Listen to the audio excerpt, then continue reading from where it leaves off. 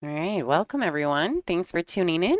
You are watching the Brunswick WPBA Semi-Pro Tour Stop at Bristol Classic here at Borderline Billiards in Bristol, Tennessee. My name is Lonnie Fox Raymond, so thank you for tuning in. This is our first match on the feature table. This is going to be table number 15 if you choose to follow along on the digital pool brackets. Got Lissette Fernandez versus Charlie Simpson. This is a race to 6. These ladies are currently just warming up. I just wanted to let you guys know that we are live. If you could take just a few seconds to share it out to all your socials, we'd really appreciate it.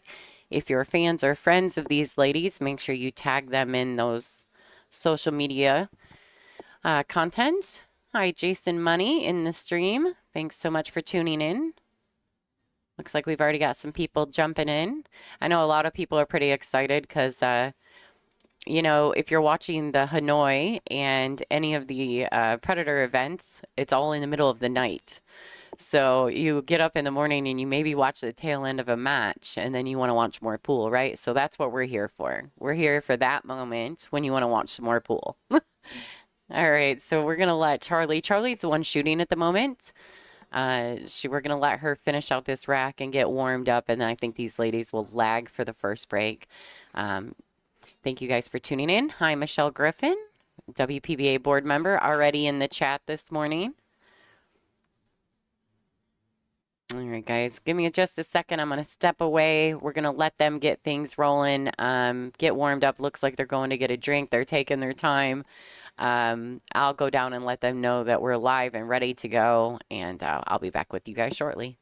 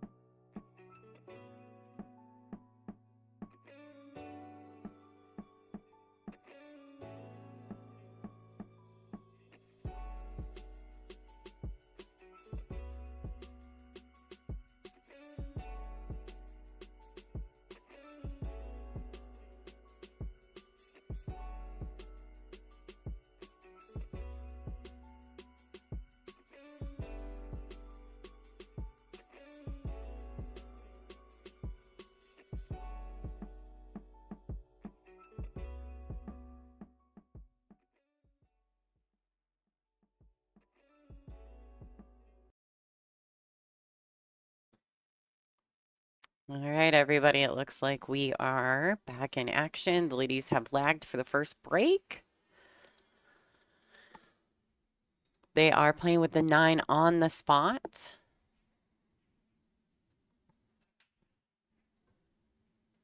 Which is going to be new for some of these ladies. We're going to see probably a little trouble on the break side, to be completely honest with you. I think some of these ladies are probably going to struggle. I don't know how much they technically play with this break rule. We did post it in Pumble, which is our group chat, amongst the players for all WPBA events, including the Semi-Pro Tour. So these girls they did know, so that hopefully they've had some time to practice it, because we all know that the 9 ball on the spot is a different break. It's definitely a different break. So it looks like they're working it out. They are using template racks. I believe it's the perfect rack, but I'm not sure. Do they use Outsville for this one? I'm not sure if it's the perfect or Outsville. Red, black, and blue. Go with that one's cold. Oh, there's different ones. Perfect. Both of them can make them custom. So we'll see when after they break the balls, I'll be able to tell you guys what rack they're using. All right, so it looks like Charlie Simpson has won the lag. She's going to be breaking first.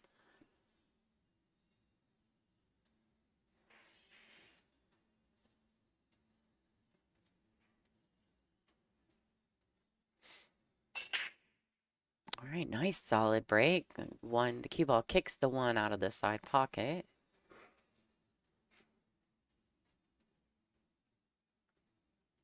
She doesn't end up making anything, but she does get good spread on the break.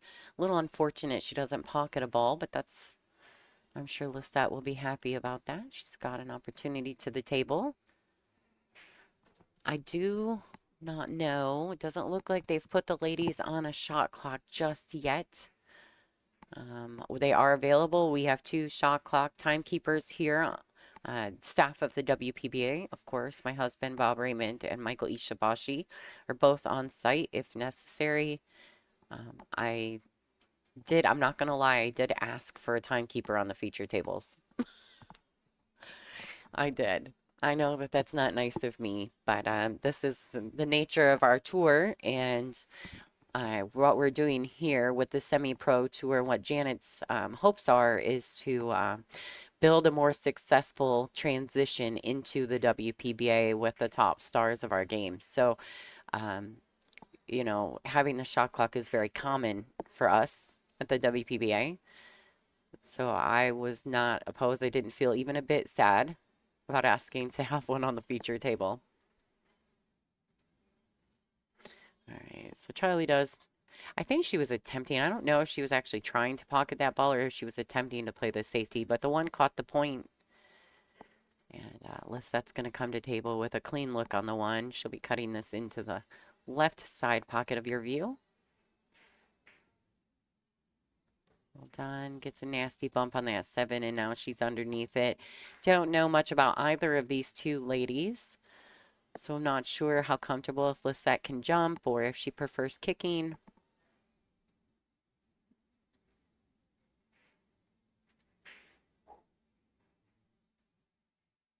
All right, so she's going to kick 1 rail underneath it.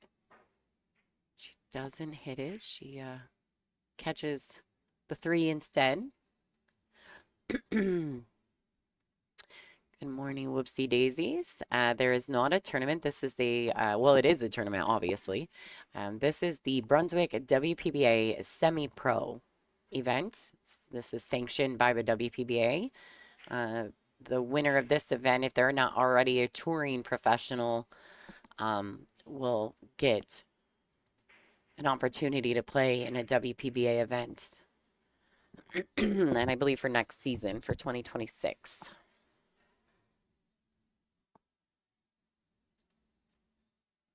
All right, so Charlie's got ball in hand. She's kind of trying to figure it out. The 5 ball's real ugly. So she's got work to do. She may be able to carry him into the 8 from the 5, but we'll see how she gets positioned at that point, starting with the 2.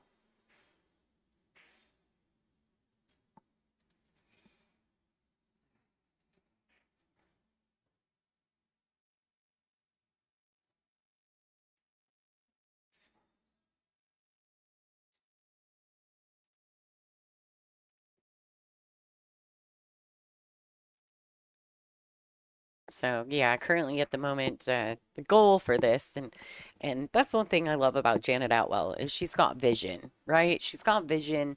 She can see things as a whole, and see where we have holes in our process, right? And there's no real clear line on how to get on tour right now, besides our couple regional tours. Those are the only two, and I think we've only got two of them running right now in the US. And so this was such a brilliant idea by Janet to team up with Brunswick and so many other sponsors, Peach Hour. There's just a ton of people that have supported this idea from Janet, and we're gonna see if we can't get a semi-pro tour going, and maybe at the end we can have a tour championship, kind of like the WPBA, right? So I think that right now we're starting where we're at, and Janet intends to grow from there and I just think it's such a lovely idea. It gives these girls a clear path, a stepping stone, because one of the semi-pro or one of the regional tour systems is on the East Coast and the other is on the West Coast, and there's really nothing in the middle. And so if you know someone that would be interested, maybe they should reach out. Oh, thank you so much for your donation, Superman Trick Shots. We appreciate you, Brian, and I will see you next month in Wisconsin.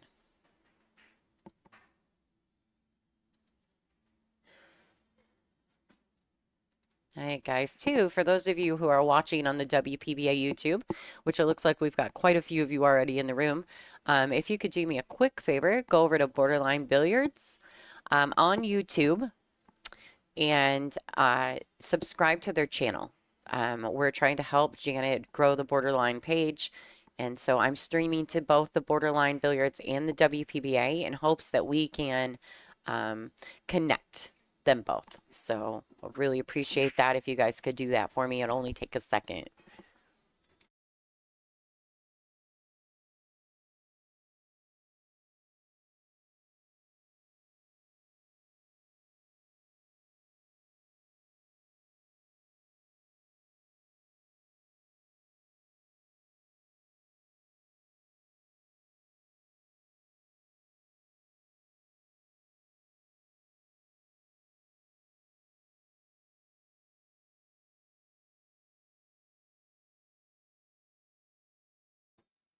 All right, so a little back and forth action here. We're not seeing. I think the 5-8, the fact that the 5 doesn't go clean is giving both these ladies maybe a little anxiety at the table. Um, they've really got to, you just got to work that out. It's the first match of the day. Both of these ladies are probably pretty weirded out. These are big moments. They're on the stream. I'm sure that they've played on streams before, but this event has a way of making it feel a little more important, right? Janet does a really good job of presenting well, and so these ladies probably realize, that this is a good opportunity for them to get, their foot in the door with the longest standing women's or any professional tour on the planet, actually. All right, so she does get underneath the 5. Don't know that it goes. She may opt for a safety instead. We'll see what she chooses to do here.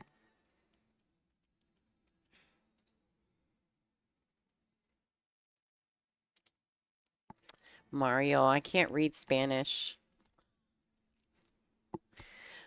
I'm going to have to put it in my phone translator to know what you're saying to us, bud. All right, what a good shot by Charlie. Well played.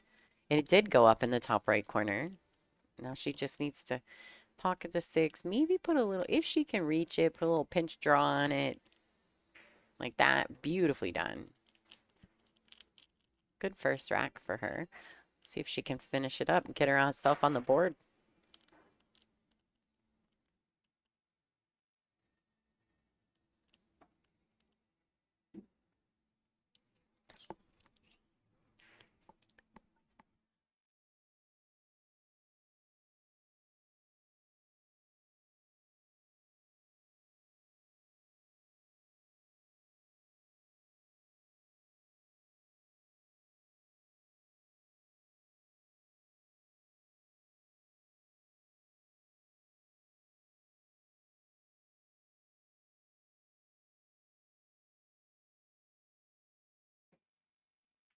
Hey guys, thanks for tuning in. If you're new to the WPBA Billiards on YouTube, welcome and thank you. And if you're watching on Borderline Billiards, thanks for tuning in. Make sure you subscribe to that channel so that you get notified whenever Borderline goes live. We'll be streaming to both channels throughout most of the weekend. So make sure that you are a subscriber and that you hit the little bell notification so that you always know when we're live. If you're new to watching Ladies Pool, you could pop in the chat, say hello, let us know where you're from. That's always fun. All right, so she hits that 8 really well into the side, drags the cue to the right long rail. She's got a tough one here, but all she's got to do is stay down and follow all the way through, and I think she'll be just fine.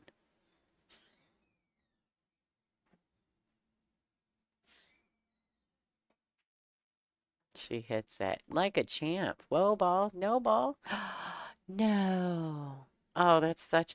She played that rack so nicely from the 4 out. She didn't quite deserve that. Well, thanks for tuning in. I don't know if I'm going to say this right. Suhail, watching from Morocco. That's awesome. I wish I was in Morocco right now.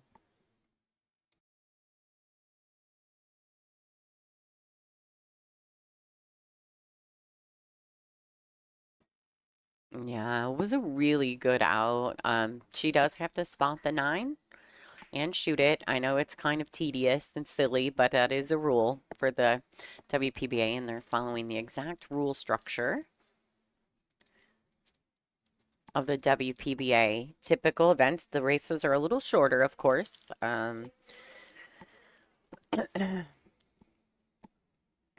All right, so the score is 1-0. Lissette Fernandez steals that rack. Looks like they're using the Outsville template rack. I just saw there's Dean Raisler. He is the president of the WPBA, but Janet has enlisted him to be the tournament director for this event.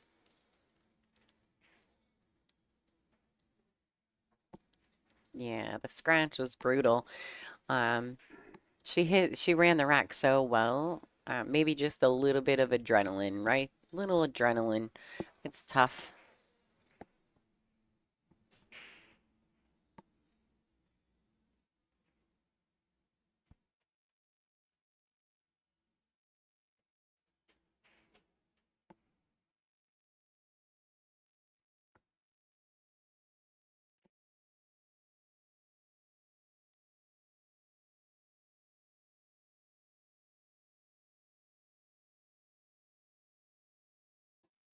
All right, so Lisette's gonna break again. Oh wait, no, Charlie broke the first rack. Wow. Wing ball fires in the corner. All right, she does have a look at the one. I don't know what kind of look. Not sure that it's a makeable ball in that situation, but she should be able to find a safety potentially. If she could make it, that'd be great, right? If she could see enough of it to cut it to the top left corner. She could just come 2 rails around for the 2 ball in this lower right-hand corner.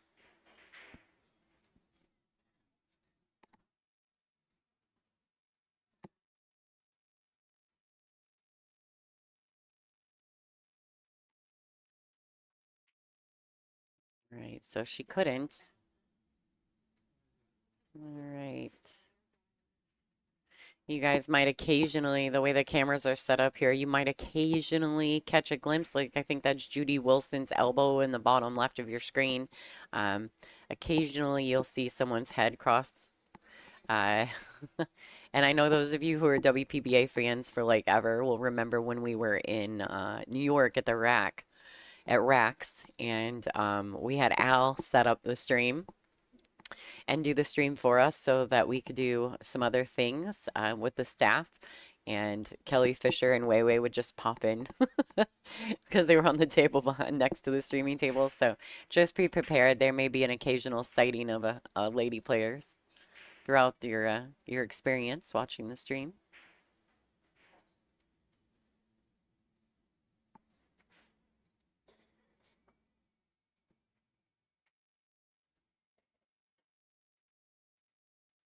So a little bit of back and forth exchange on the 1 ball here. We'll see If Lissette can make something happen, I don't know that she has all the ball. It's a really steep cut to the left side. Looks like she may have went offensive at the combination. Oh boy, this could be a bad deal for Lissette. She may have left a 2-9 combination for Charlie. And really just a stop shot on the 1. Let's go to our other camera and see.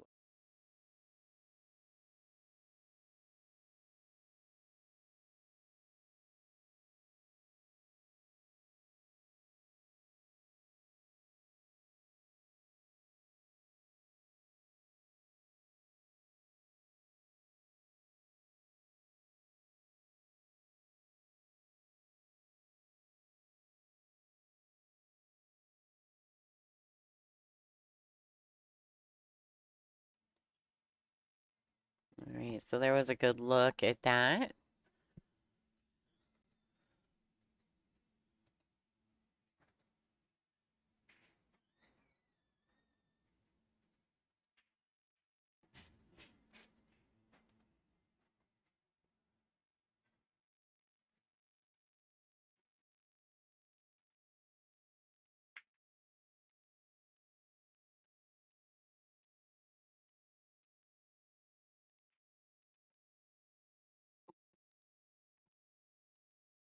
Okay, so she kind of got away with that with the miss, but that's all right. Lissette can thin this 2 ball and come around 1, 2, 3 rails, maybe get underneath. She needs to catch the window between the 7 and the 3. She may be able to get the 3rd rail and get underneath the 3. We'll see. Looks like she's putting the proper spin on it, so she's really got to miss that 7. If she hits it, that's bad news. Yeah. She got away with it, though. She did get away with that with the 4 right there. Made for a big blocker ball. But the intention was good. It's a good shot.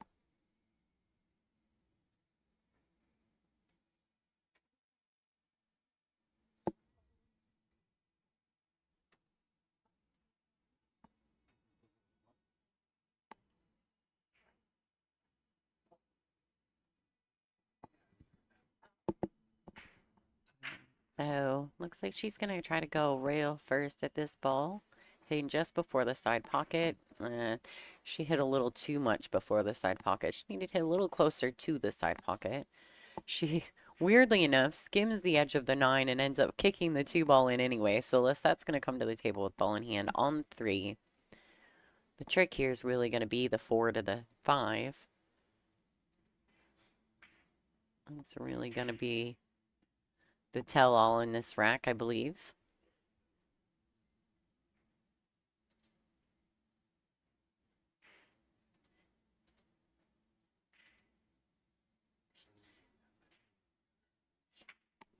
So the ladies did get together. They had a meeting, a players meeting at 11 this morning, hoping to get it all done by,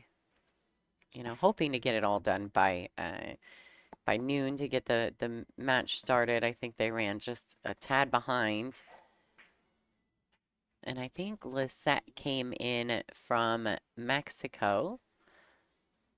So she may have been a little behind in getting here. I think they opted to wait for her.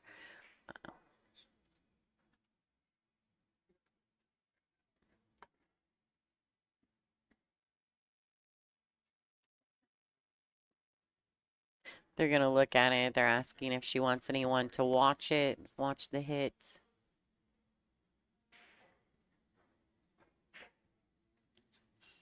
All right, we're gonna see. They're looking for someone to watch the hit. I think Janet's coming around. I don't know who's going to make that call, if Dean's going to do it or if Janet's going to do it, which of course Janet would be more than capable of watching this hit for them. If we do, we might get a glimpse of borderline badass herself. And we've got it. She's going to go ahead and looks like she's going to record it.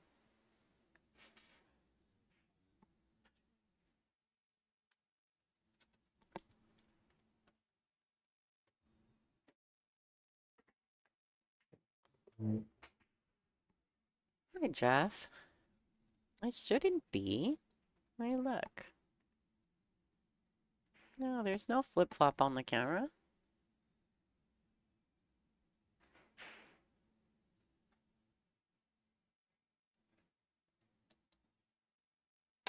It is. Wonder why it's doing that. Oh, you know what? I think he's got one of the cameras hung upside down. That might be why. Wonder how I flipped that. I'm gonna have to play with that, Jeff. Thanks for the heads up.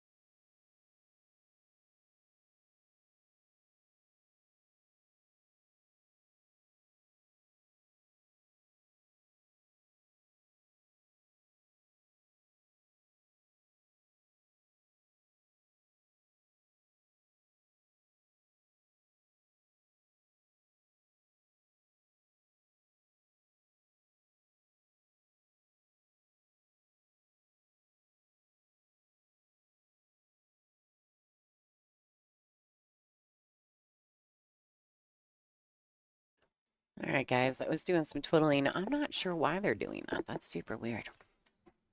Okay, so James Gruber, happy birthday. It's pretty exciting that you went to all these places. Um, yeah, so Borderline's amazing. It's one of my favorite pool rooms to go to because one, I feel like down south people are super friendly anyway. Um, but it's just different here. Everyone here is nice. Every single person here is kind. It's really awesome. And so we're pretty fortunate that Janet does things like this for the ladies in pool.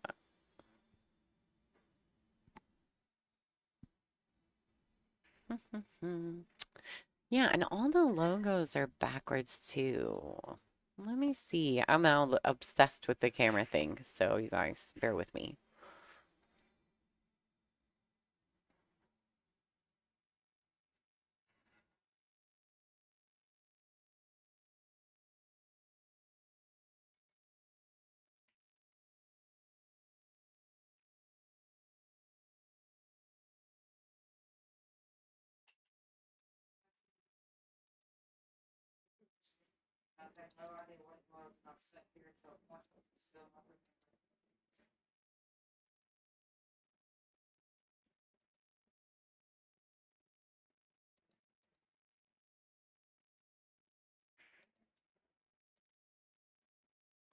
Do you guys want to watch it all upside down?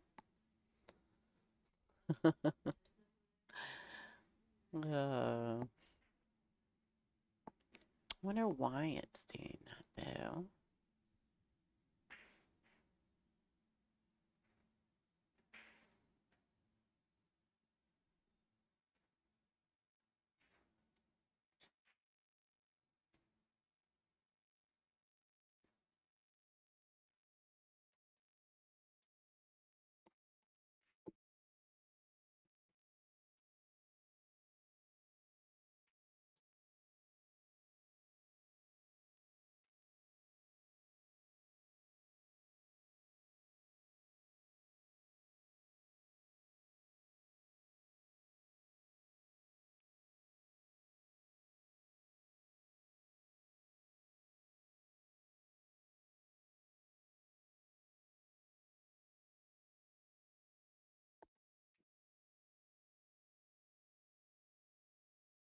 Hmm.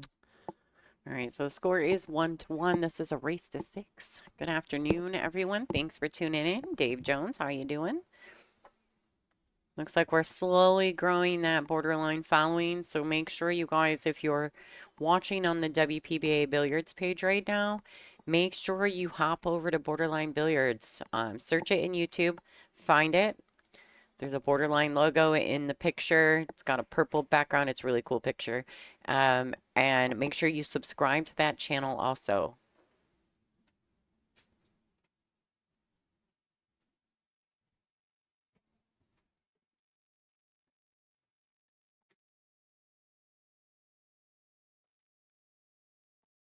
All right, guys, give me just a second. I'm going to step away for 2 seconds. You guys, the score is currently 1-1. Lissette Fernandez versus Charlie Simpson.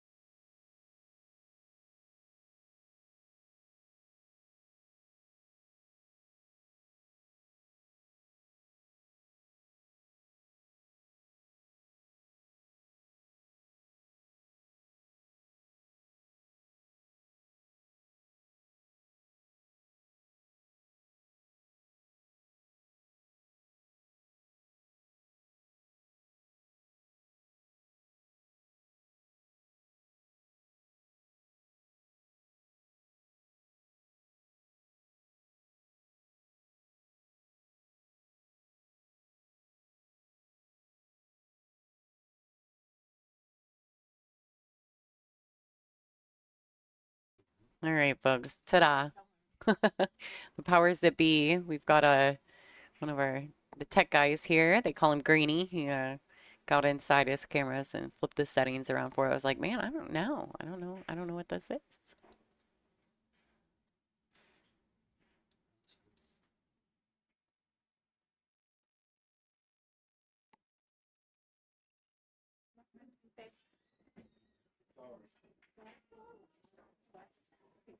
trying to find you. I couldn't find you. I thought it was something that we.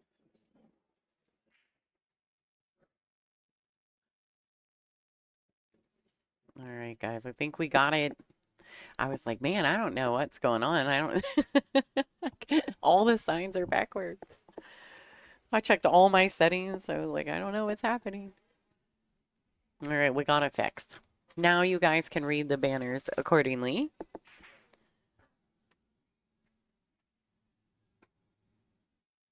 All right, good effort there by Lissette, but this is a tough shot for Charlie. I mean, this is a tough cut shot. Mo better. That's right, Dave Jones. Mo better.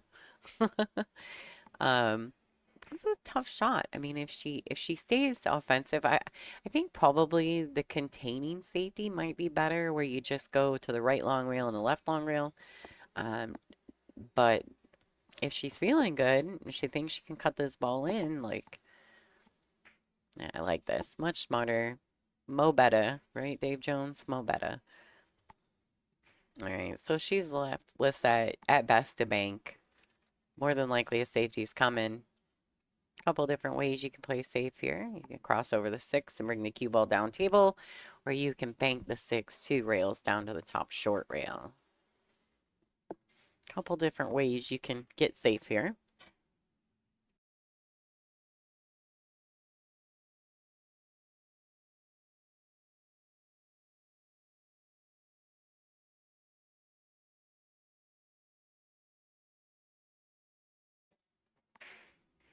All right, got that taken care of.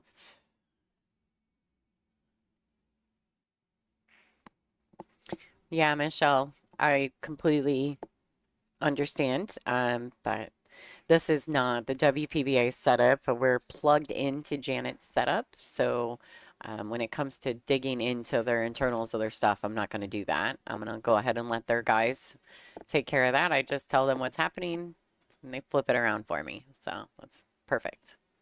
Exactly the way I like it.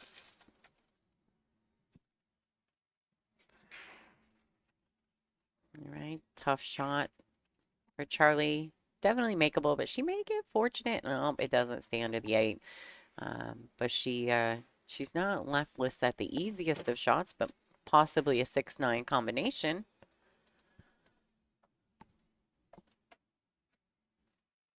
Hi, Jude. Thanks for tuning in. It's great to see you in the chat room. Johnny Caps as well.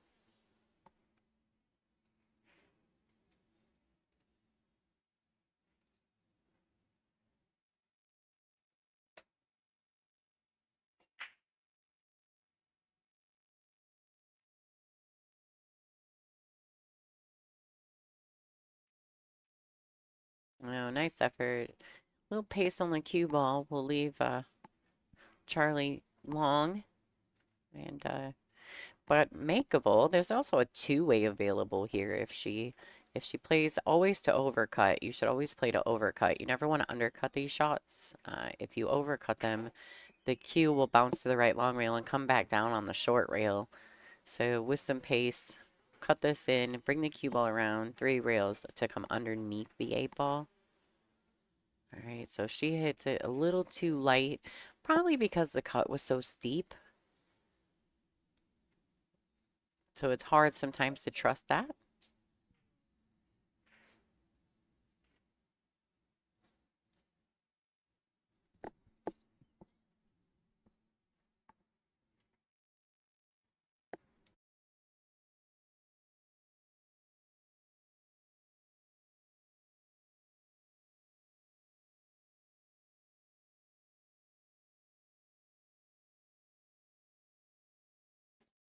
All right, we're slowly picking it up over in the Borderline page. We got us some more viewers. So like I said, everyone, if you're currently watching on the WPBA page and you are not subscribed to Borderline Billiards, please go find them on YouTube. In a minute here, actually, I'll probably go ahead and try to get their link. Let me do that while Lissette takes care of business here on this 8 and 9 ball.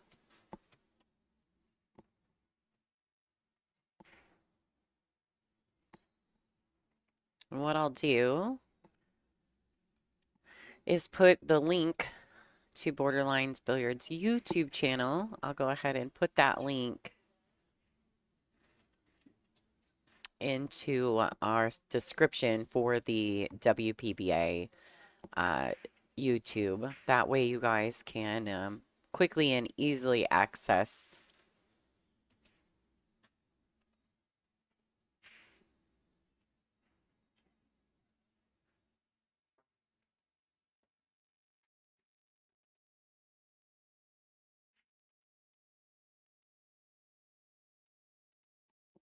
All right, let me see if I can go in, and I won't be able to edit it for this particular match, but we'll go ahead and put that in for the next one. Let me see if I can paste it.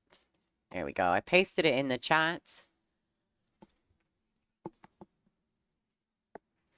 There's the link to the Borderline Billiards YouTube channel. Make sure you guys are going over there and subscribing to that channel as well. It's the only ask I'm gonna put on you guys this week.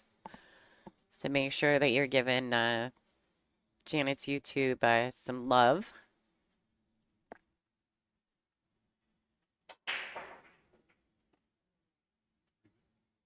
All right. So good break. No shot on the one, unfortunately. Looks like she'll be going for the push. I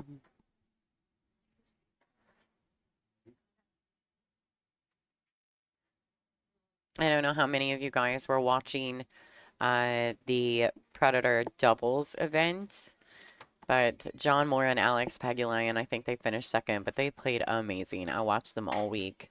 I had to get up in the middle of the night to do so, but it was well worth it. Just so much fun. So shout out to John and Alex for a great finish at that World Doubles.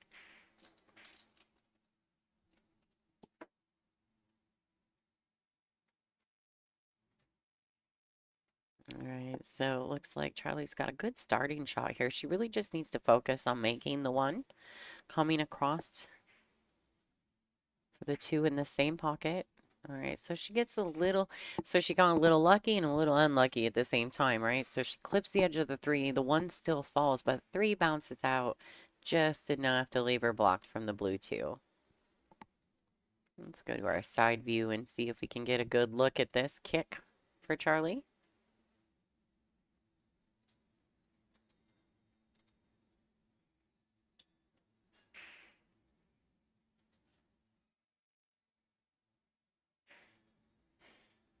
First, can't tell if she was maybe trying to go rail first at this too.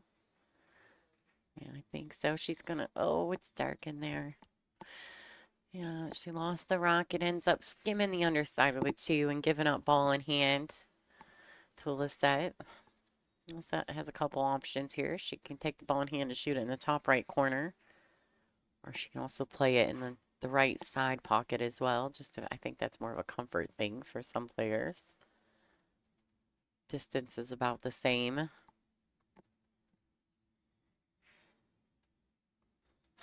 mean, ultimately, she could try to play safeties and whatever, but the rack's fairly open, so I think it would be more favorable for her just to take the ball in hand and attempt to start running out.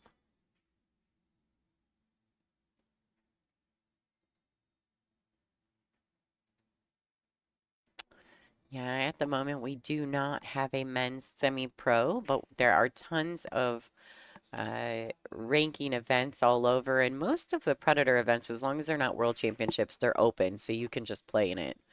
But outside of that,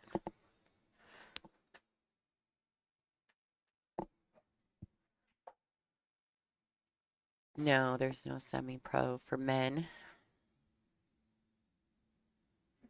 I know Oscar was doing some tour stuff out there on the West Coast.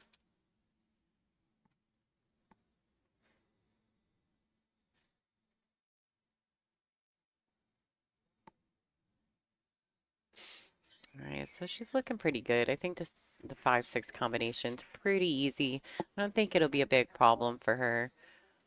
The biggest thing is just always in your combinations knowing where that first ball is going to go after contacts. She doesn't want to hit it too hard. She doesn't want it to travel up. And it almost did. No, this cut got really steep, and now she's probably going to have to accept a longer shot on the 8-ball. Because if she just focuses on pocketing this, the cue ball is just going to travel back and forth. But she's going to have a hard time getting it down table without a lot of spin. And spin can cause some chaos in pocketing the ball also. It looks as though she's putting that spin on there. She's trying. Oh, snap. All right. That's 9-ball for you, folks. Lissette is going to take rack 4. Score is going to be 3-1 over Charlie Simpson. This is a race to 6. Let's say thank you real quick to our sponsors.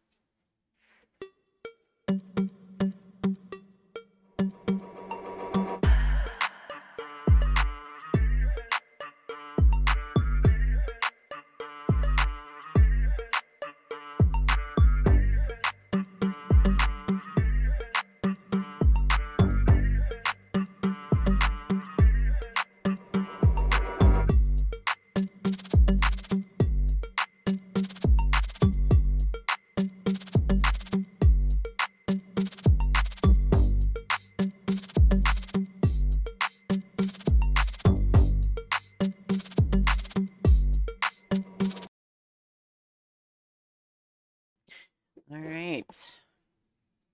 Quick thank you to some of the sponsors here for the Brunswick WPBA Semi-Pro Tour. This is the Bristol Classic, being hosted by Borderline Billiards in Bristol, Tennessee. If you've never been, you should put it on your wish list or your bucket list, whichever is most important to you. This is a fantastic venue. 2 bars, 2 stories, well, technically 3 levels. It's really cool. All right, Charlie Simpson to break. She does manage to get that 3-ball in. She may have just a bit of the 1. I don't know if she has all of it.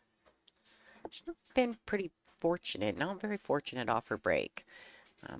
She's had a couple decent breaks where she has pocketed balls, but then doesn't really have a good starting shot. So then she's forced to get into a little bit of back and forth action. We had a scratch in rack 1 on the 9-ball. Lissette's had a couple things pretty fortunate run her way. She pockets the 9 in the last rack to take a 2-rack lead over Charlie. But that's 9-ball. I mean, 9-ball, you can't win a tournament just getting lucky, and you can't win a tournament just playing good. You have to be fortunate and play good, you know. You need both of those. That's the winning combination.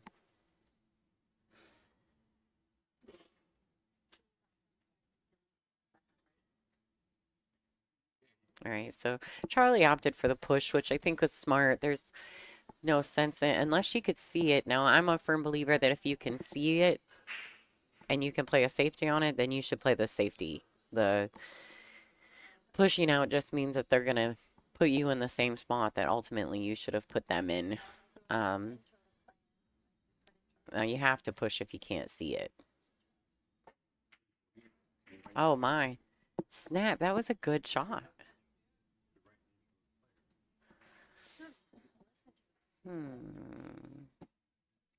Hi, David Mason. You can go to digitalpool.com and find the bracket for this tournament. Let me see if I can pull up the bracket. I'll post it for you guys.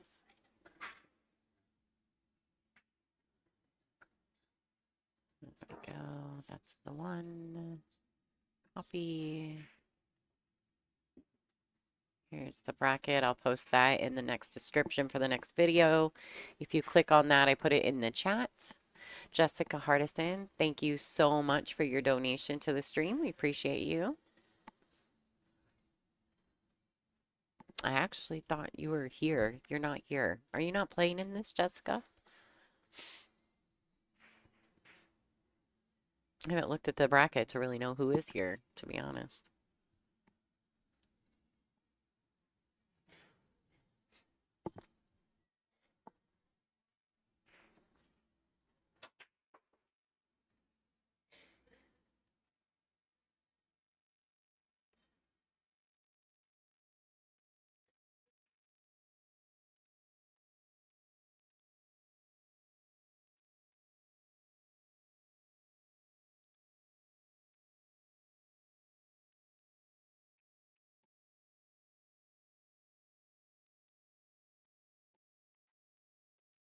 Lots of action going on around the room.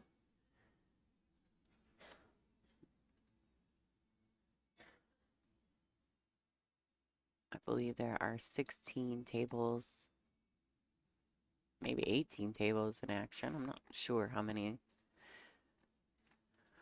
at the moment. Taylor Perkins is playing Julie Stevens. Well, happy birthday, Jessica Hardison. Everybody say happy birthday if you're in the chat. Jessica Hardison is having her 40th birthday tomorrow. Have a great day. All right, so Lisa and Charlie are playing on feature table 15. Kelly Daniel and Brianna Lane are playing. Vanessa Hood, Aurora Hessness, Renita Ritchie. She ended up advancing forward. She did get a forfeit in her first round. Jessie Sexton and Andrea Hess are playing. Karen Estep and Jennifer Prater are also playing at the moment. Rebecca White. She came in real good at Natasha Hilton. Rebecca had a 6-0 going on over there. Carrie Anderson is up 5-2 over Kathy Hall at the moment, sitting on the hill. Kaylee Sullivan's on the hill over Nancy LaJustice. Natalie Shabbat is up 4-2 over Nikki Wagner. Judy Wilson's 5-1 over Bree Bramlett at the moment. That's actually on table 14. Chrissy Perlowski, Isabel Gutierrez are sitting at 3s. Lauren Soro and Pilar Mora, 3-2. So there's quite a few names of new girls that I'm not familiar with, so I'm pretty excited about that.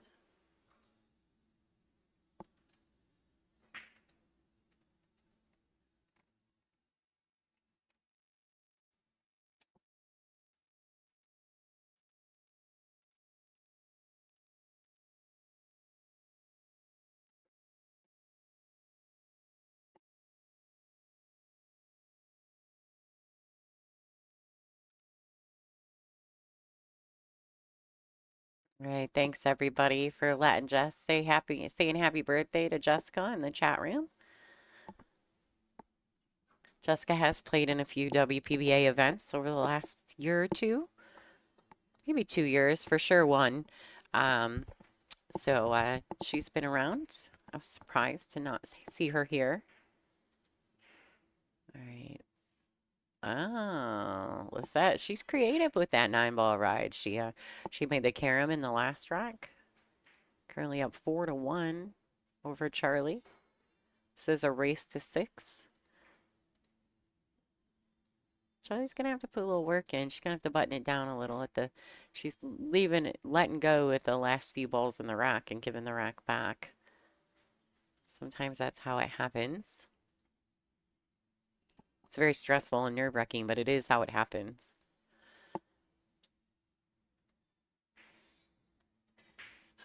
This is tough. Looks like if she pockets this 4 and slides the cue ball to the right long rail, she'll have a clean window on the 5 if she chooses. All right, so she plays for the safety play. I'm not opposed to this. I like the distance. I like the distance there. Nothing wrong with that. I think Lissette will probably thin the left side of the purple 4. Try to tuck the cue under the 5 maybe.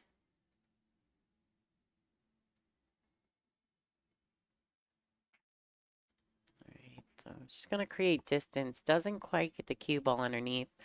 So Charlie will have a look at the 4. Unfortunately, it's not a great look.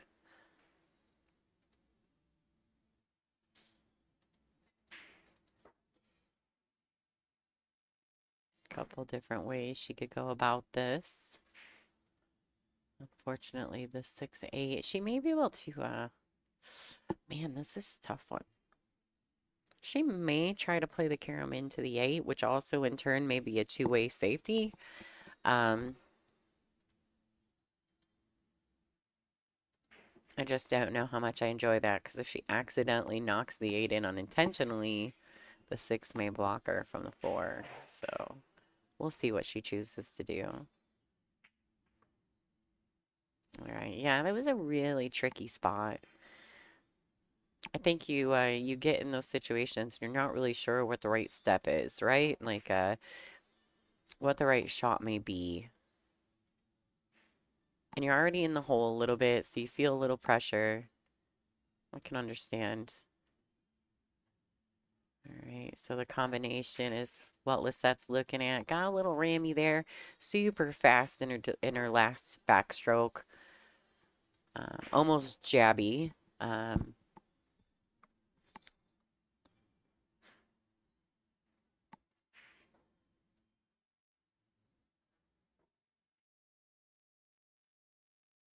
All right, so these tables, they are playing pretty quick.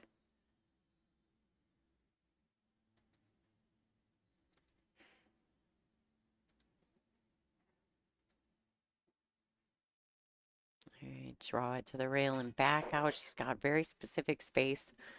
She struck that really nicely.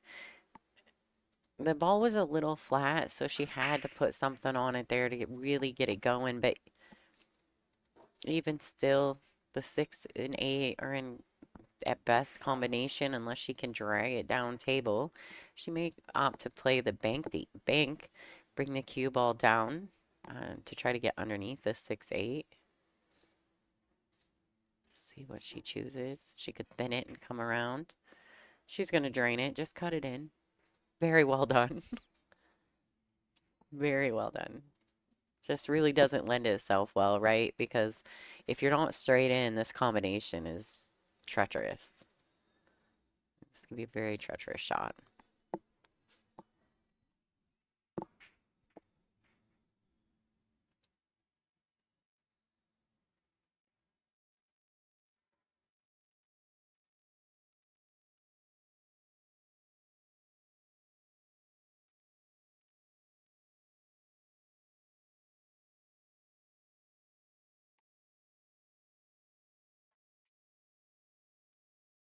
I love this, though. I will say, and although it didn't work out in Charlie's favor, she stays down on the ball very nicely. You don't see her coming through with a ton of body movement. I really like that. Even though that combination was very difficult, she never moved. She stayed down over the shot.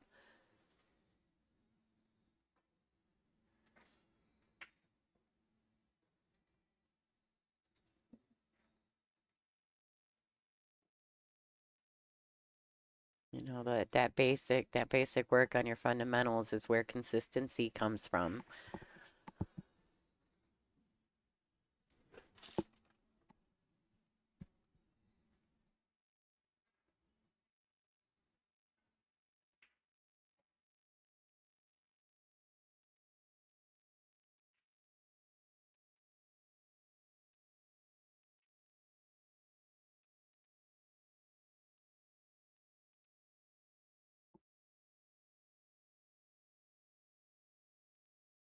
All right, good opportunity here for Charlie. She just needs to go ahead and just roll this ball in. She doesn't need to do anything fancy. The 9's right in front of the pocket.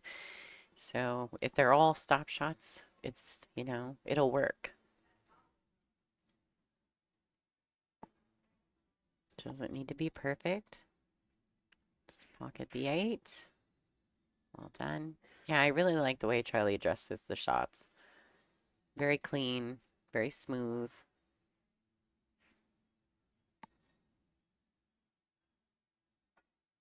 All right, so Charlie takes one of those racks back. The score is 4-2.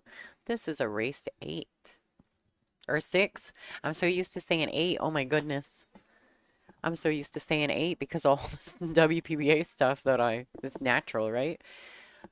All right, let me see what we got going on around the room.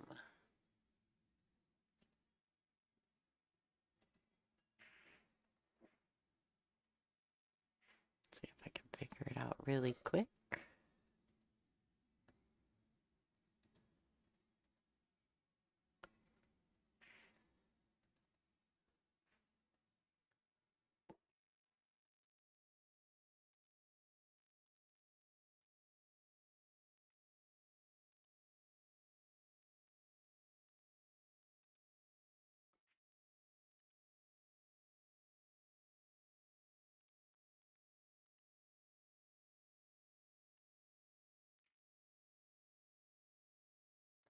Let's drag that over before they break the balls real quick. Let's see what's going on.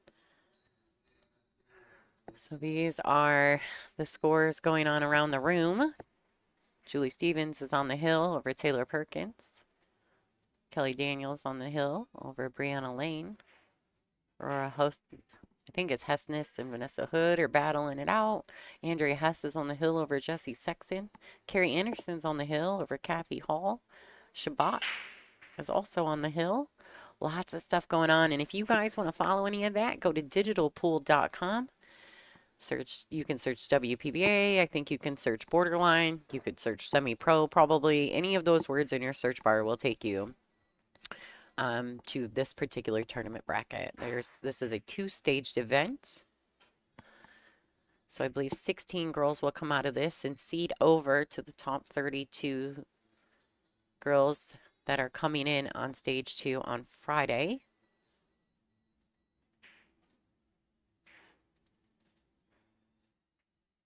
And they were seeded based on known playing ability. And then there's those of us who have a WPBA rank. And so obviously we were filtered into that. It's a pretty cool process. I love that so many girls are coming out. So many ladies are coming out to play in this event. It speaks volumes about where our sport is and what kind of place we have in the billiards world right now, which I think is pretty awesome.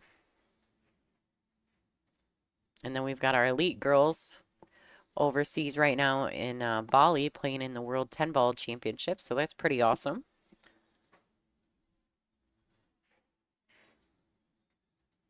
So you guys can watch all those girls in the middle of the night, and then you can be back here in the morning to watch us. That's the plan, okay? Everybody just stick to it.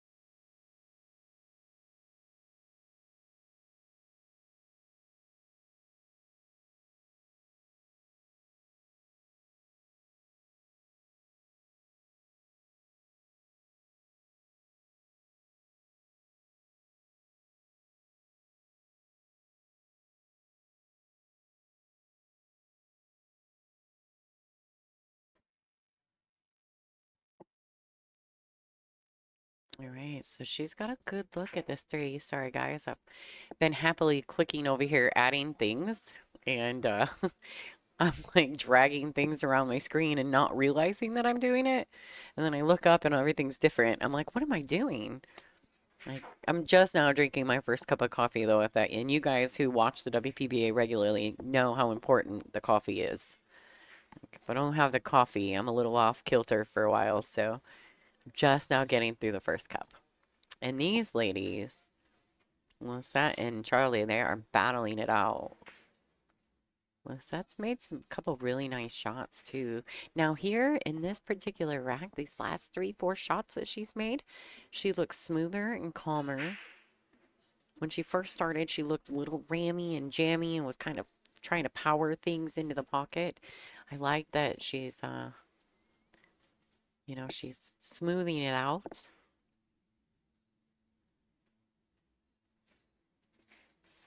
Right, so she went and looked in. You guys, if you watch them, they tell you what they're doing, right? So she went ahead and looked behind the 6 to see if she can play this with a little follow stroke. If she doesn't quite get it to the side, then and it goes past that, she would have it in the corner as well. So she followed it forward. Did come up off the bowl pretty quick, but it's successful. You know, steep. I think she's steep on this ball. Yeah, makeable, but steep. And now she just really wants to pocket it and come one rail back out for the 7 in the corner. Yeah. She might have gone away with it, though. Let's see.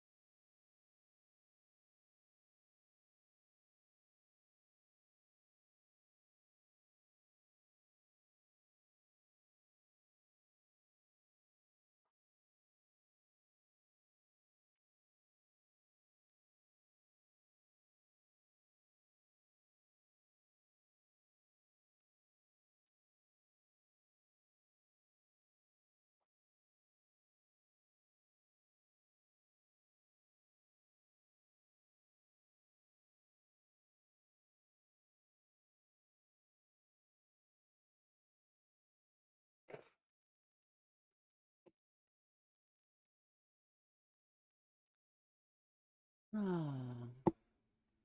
All right, so I think if I look at the bracket correctly, this is a good opportunity for Charlie here. If I look at the bracket correctly, they're going to play at 9 a.m., 11 a.m. I want to say that I think we start stage 2 at 5 o'clock, where the seated players will come into the match.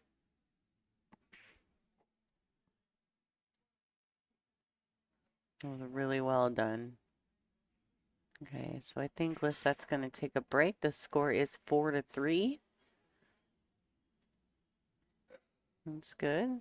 Charlie's going to mark her game. That's smart. So they're going to take their player break. It's 4-3 and still in favor of Lissette Fernandez, but Charlie is making a push. All right, we're going to say thank you to our sponsors, guys. My name is Lonnie Fox Raven, and you're watching the Brunswick WPBA Semi-Pro Tour.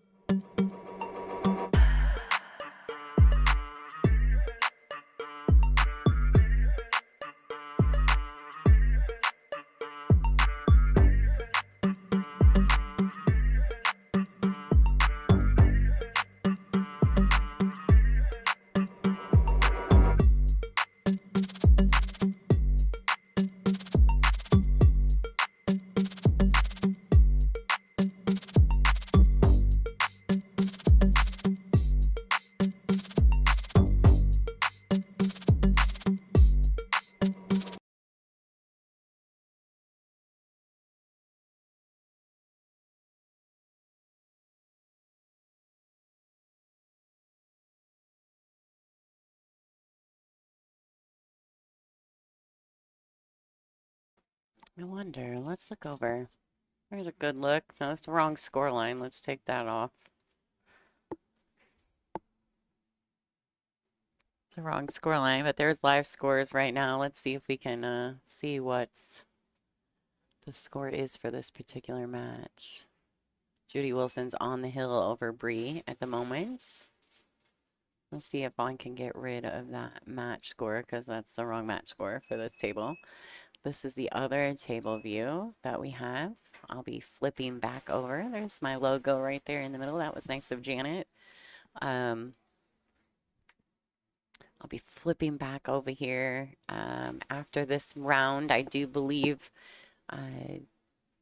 Greeny, who is the guy who is streaming for Janet at Borderline, he'll be running table 15, I believe, over on the Borderline Billiards channel. So if you look at the bracket and you see a match on table 15 you'll want to enjoy, you'll have to go over to Borderline.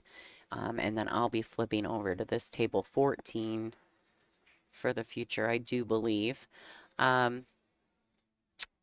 Waiting for the ladies to come back from their break. It looks like Lissette is back, but Charlie's not. So we'll just kind of watch a few shots here. They're in a tight battle on this table. Bree's not going anywhere. She's grinding it out.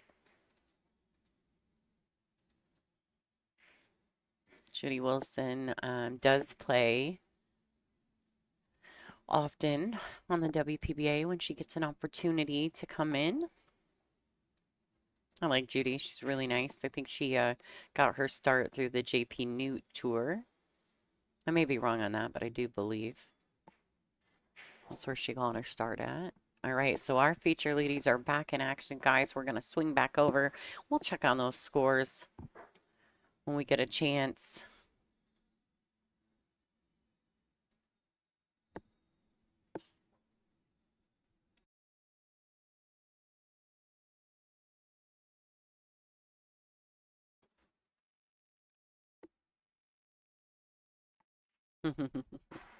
No worries. I see some of the guys in the chat. They've been watching pool probably all night, watching the Hanoi Open and the Predator events.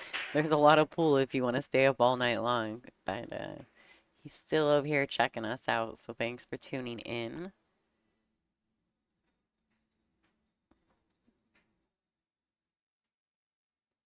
All right, so once again, good break.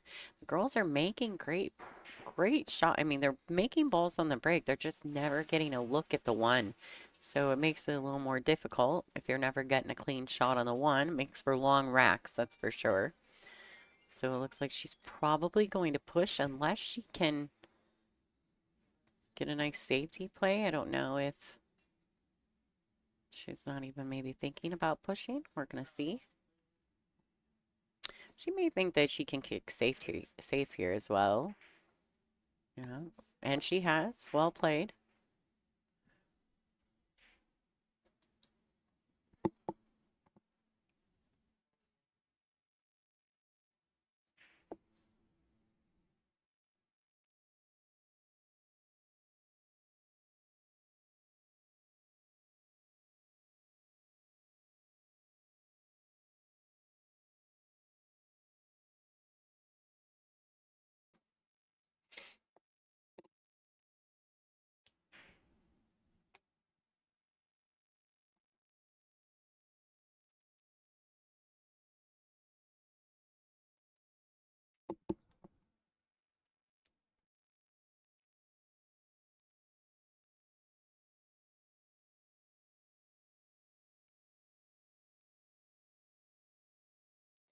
A really good hit by Charlie there. She needs that cue ball to keep going. Ultimately, it'd be great if we got all the way down under the 3. Didn't do that. I'm pretty sure Lissette can see the 1. Yeah, absolutely. There's a couple safety options here as well. She could try to Z bank it and stick it down there with that 6 ball. She can also try to catch the window between the 5 and the 3 with the cue. All right, so she Z-banks it, but it came up really short. Now Charlie can see this one ball, but it is not easy. And with it being the cue ball so close to the long rail, there's not much chance of getting back down table for that too. This comes with a real big stroke and a whole lot of love. I don't know if that's possible. She may be able to. If she comes through this, she does stay down on the ball really nicely. So if she can come all the way through her stroke with maybe a hair of inside English, she could maybe get back down towards the center of the table.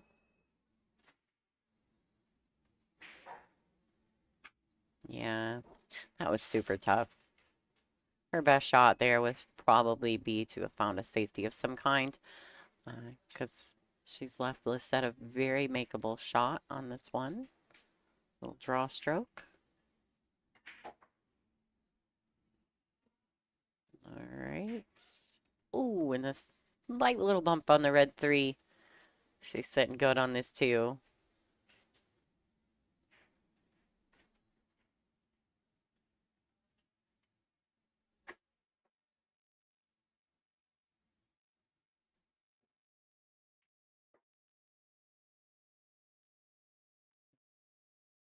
Draw back. She wants to leave angle on this 5.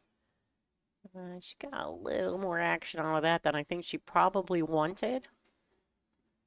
If she had stayed closer to it, I think she'd have been a little easier cueing. She's cueing awkwardly over the 7. This is not an all-ball foul event.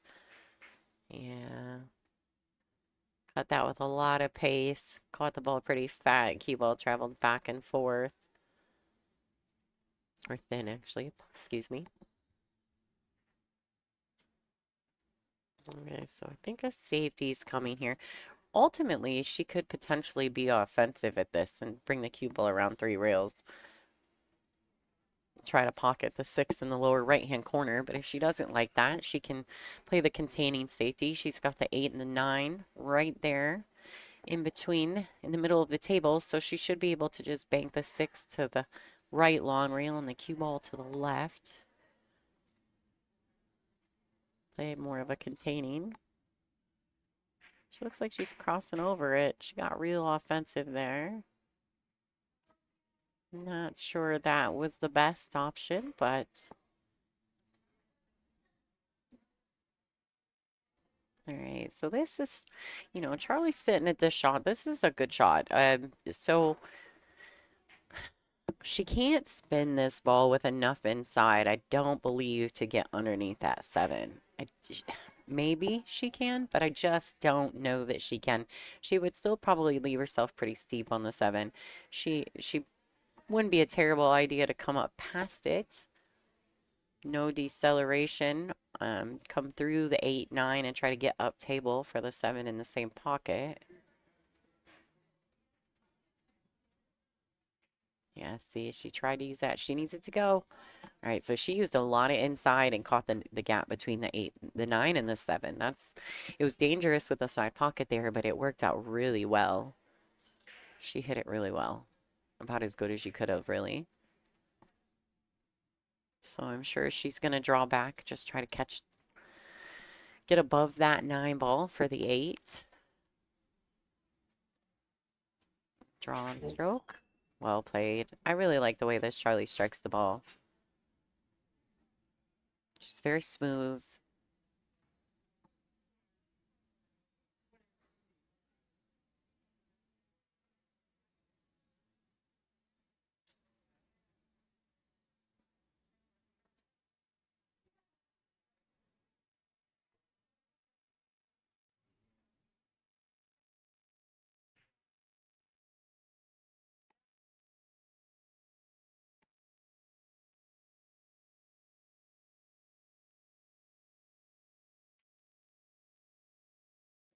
Okay. All right, so the 9 ball is going to be steep, but she can make this. She just needs to roll it in, be mindful of the cue. Sometimes in these situations when I've got a steep shot in the side like that, I tell myself, put the cue ball on the bottom short rail, and then it takes away some of the pressure. So I give myself like an end goal.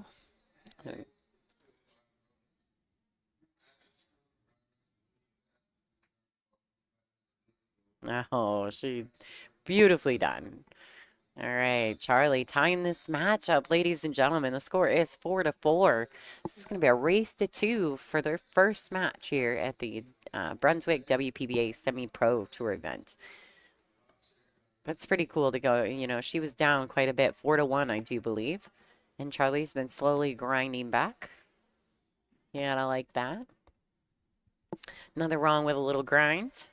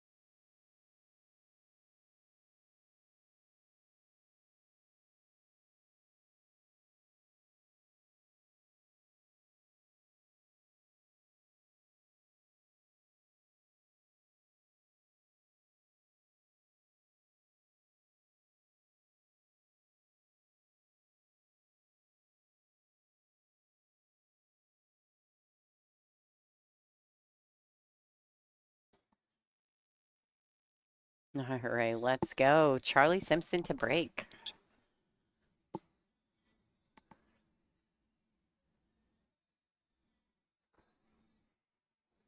Okay, so where she's breaking from, she's trying to pinch the one into the left side pocket. Not getting there, but I do believe.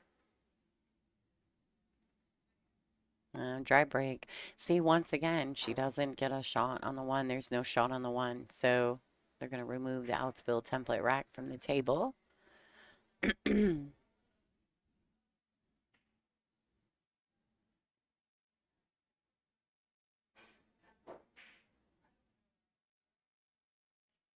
All right, so a good safety opportunity here. I'm gonna put a little bit of right hand spin on this, thin the one, and bring the cue ball. She doesn't. She does get away with it, although I don't know that she did. I think she can make the 1-3. But I don't know how I enjoyed that. I think I would have tried to get it under the 8 too, but those balls are big balls for a reason. She was trying to use them for a blocker. I think that was a good idea. All right, so if Charlie can see any of this one ball, pretty sure the combination's good. Let's look at the side view. Oh, they're not frozen. All right, so depending on where she hits the one does change the trajectory of the 3. All right, so she's looking at a kick. I'm not sure if Charlie jumps or not. If there's someone in the chat, maybe can fill me in, or if they know who her sponsors are. I don't have any bio information on these girls. I do know that they were asked to give bio information, but it wasn't given to me.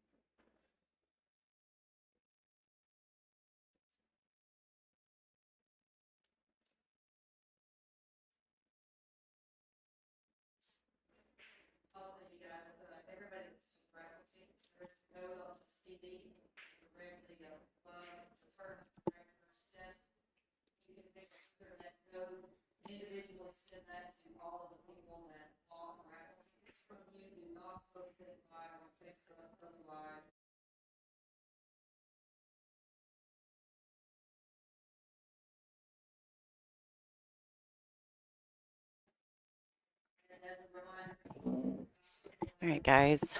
Janet's currently talking. She's making announcements to the players at the moment. Which reminds me that I have to give her my money from the raffle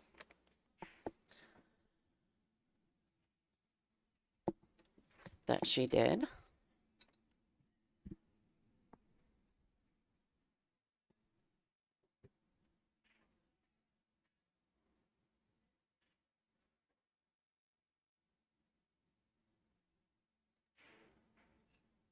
It's a little back and forth action here between Charlie and Lissette. Unfortunately, that was a foul for Charlie. Lissette's going to be happy about that, though. She's going to come to the table with ball in hand, and everything's pretty open. The 3 is a little tricky. That would be the only ball I think could give her some problems. Getting from the 2 to the 3. But it does go up table in the top right or left-hand corner pocket. So she'll play this with some follow. Oh, she's playing another safety. So it looks like she's trying to go for that good old 3 foul, but that didn't work. Charlie's going to have clear sight on this one. So unless she miscues or something crazy happens, I think Charlie's going to be fine.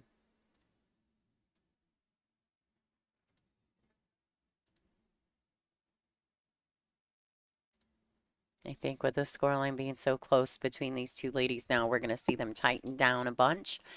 And some safety plays will be coming. Nobody really willing to give it up, which is completely understandable. So really nicely played safety by Charlie.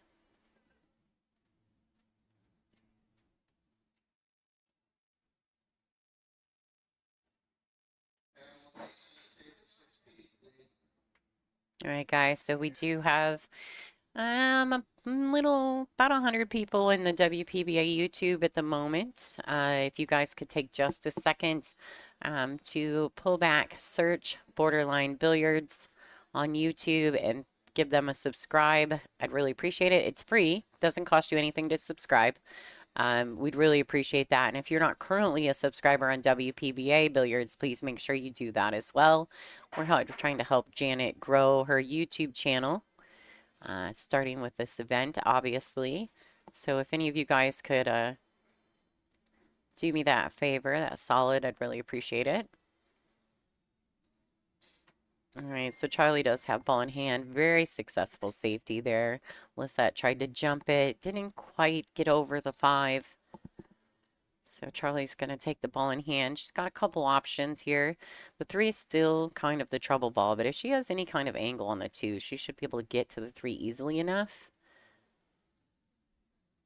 I don't know if these ladies are just trying to go for the 3 foul. I'm not really sure, but she does have ball in hand, so I'd like to see her she's got good enough stroke. I think she could be a little more offensive at this point in the rack. She's going for the safety. All right, so I think this is like maybe the 4th exchange between the 2 of them, each of them about 4 times back and forth on this one.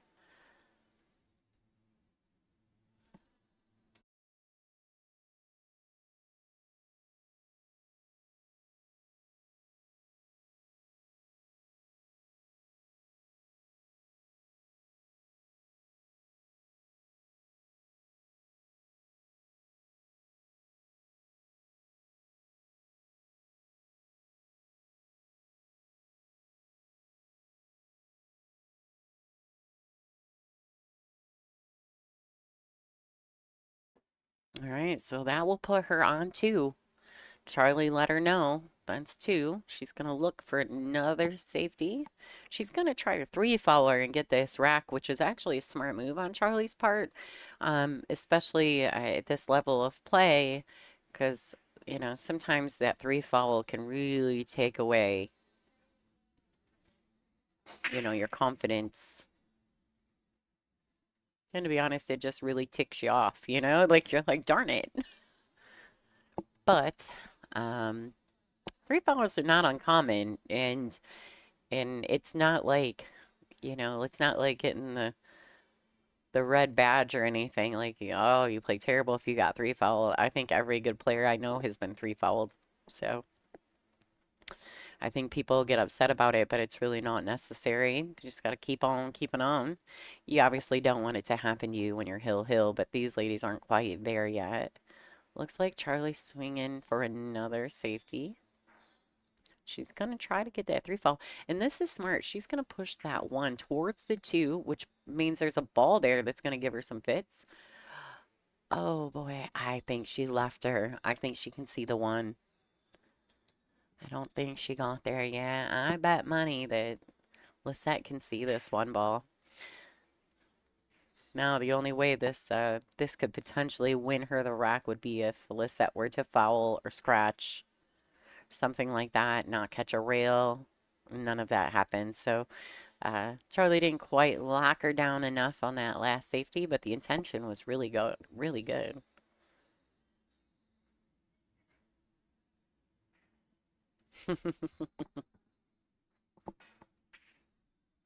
Right, so she had a clean shot at it. It wasn't the easiest. It was a lot of distance, but she shot at it. Didn't make it. Did definitely left Lissette long. She may be able to just bank this one and put the cue under the 4-6. And that is what I think she attempted to do. Didn't work out, but she may have gotten her under the 8. Yeah. I don't see a jump cue over there by Charlie's equipment. Maybe she doesn't need it. Maybe she can see this.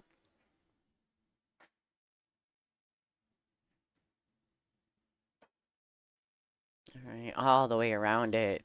That's brutal. Like someone in the chat, whoopsie daisy. All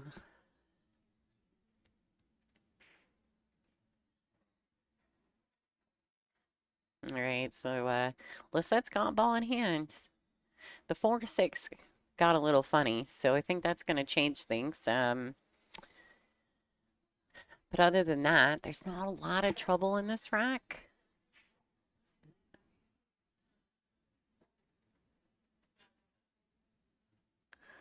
All right, so I'm not opposed. All right, guys, thanks so much. I see a couple of you guys have thrown out some subscriptions to Borderline. We appreciate that.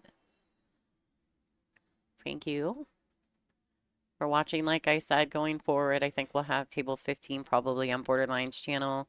I'll be streaming table 14 going forward.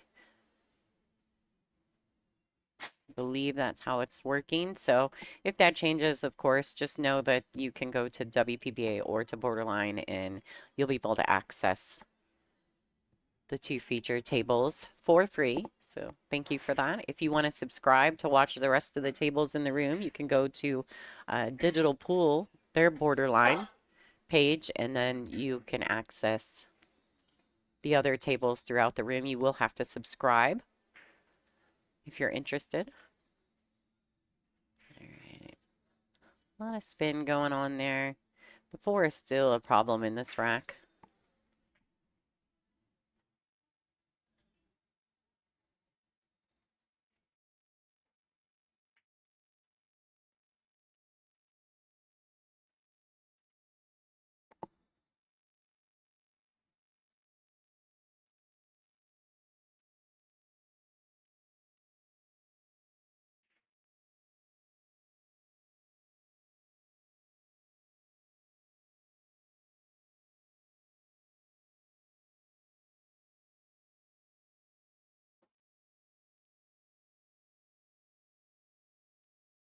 All right, so I think Charlie's trying to figure out exactly what the right move here is. She is going away, like going kind of towards the 9 ball.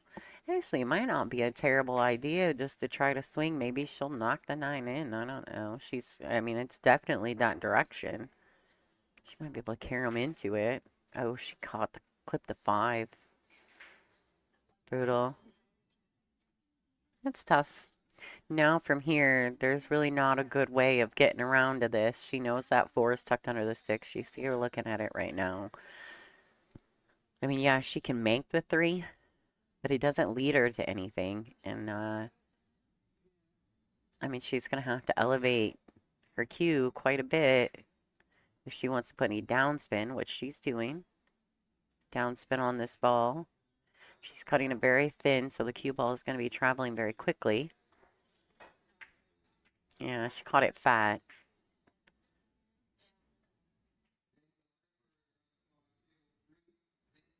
All right, so she does miss the 3. The 4 is just a problem.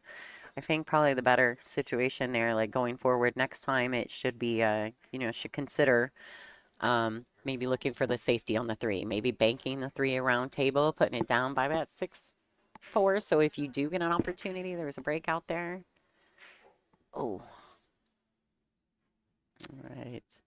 So Lissette misses the combination and the breakout. Charlie comes back to the table with a pretty straight and shot on the 3. I mean, this is not easy unless you've got a crazy big stroke. She's looking at it to see, like, okay, if I pocket the 3, can I just find a safety maybe on the 4?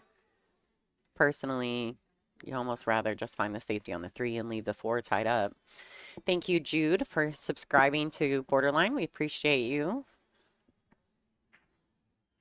All right, so she just rolls the 3 in. Now this is difficult, and it could be pretty interesting that she could, if she loses the cue ball at all, she takes a big chance at scratching here. But I think the goal is to bank the 4 out and leave the cue ball on that top short rail. I think ultimately that's her goal. Just like that. She doesn't quite get away with it, but she misses the safety. Cue ball travels way too far.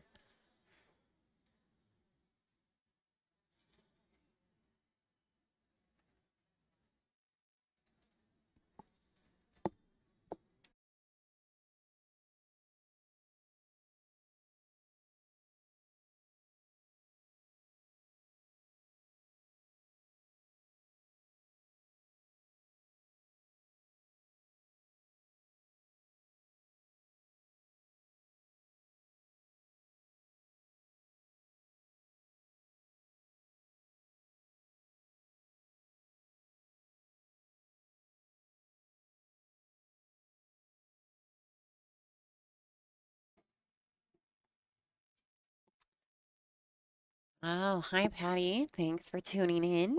What's happening? It's a beautiful day for a pool tournament.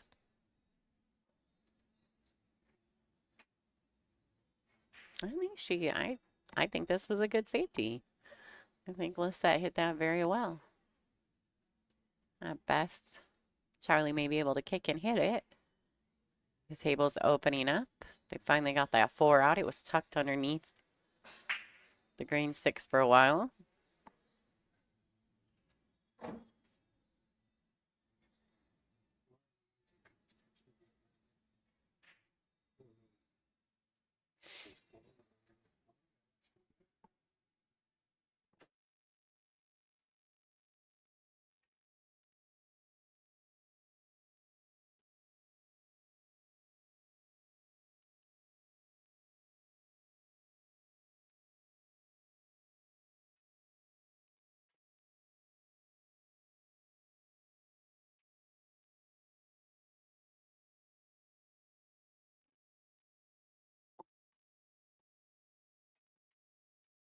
Oh, that was such a good shot.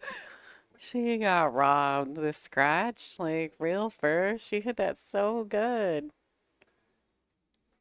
Just no love. Charlie's fighting. She's not playing just Lissette, but also a bit of the rolls, right? They're just not in her favor right now. It's just crazy because she's striking the ball pretty well.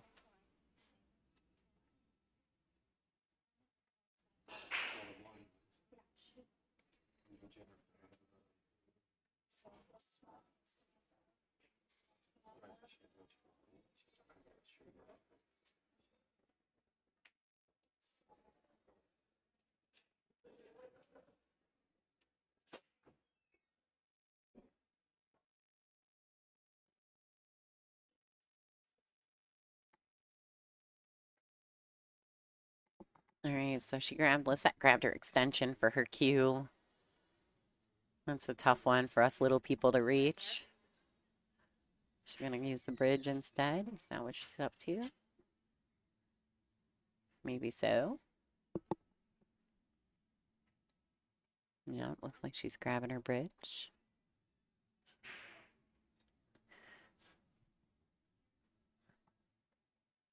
So here's a look while she's grabbing her bridge up around the room. You guys can see this is table 15, that's table 14. There's Donna Selman.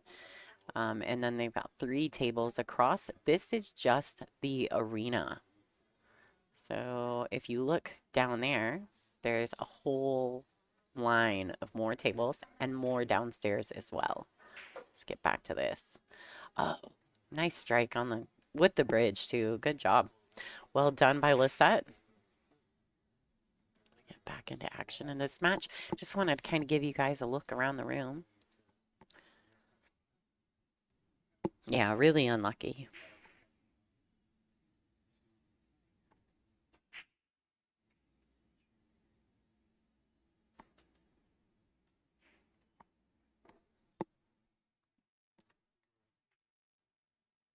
Okay, nice touch by Lissette. Okay, so she's got pretty much a stop shot on this 8. Matt leads her to the 9. Patricia, I don't have the booth cam up yet. I'll work on it though. I think there's 18 tables in here. I believe there's 18. And then 2 Brunswick 7-footers because they do the ultimate pool here as well. It's the whole entire room is sponsored by Brunswick. So it's all the Brunswicks gold crowns. They're beautiful. Ooh, all right. Lissette Fernandez first to the hill, 5-4 over Charlie Simpson.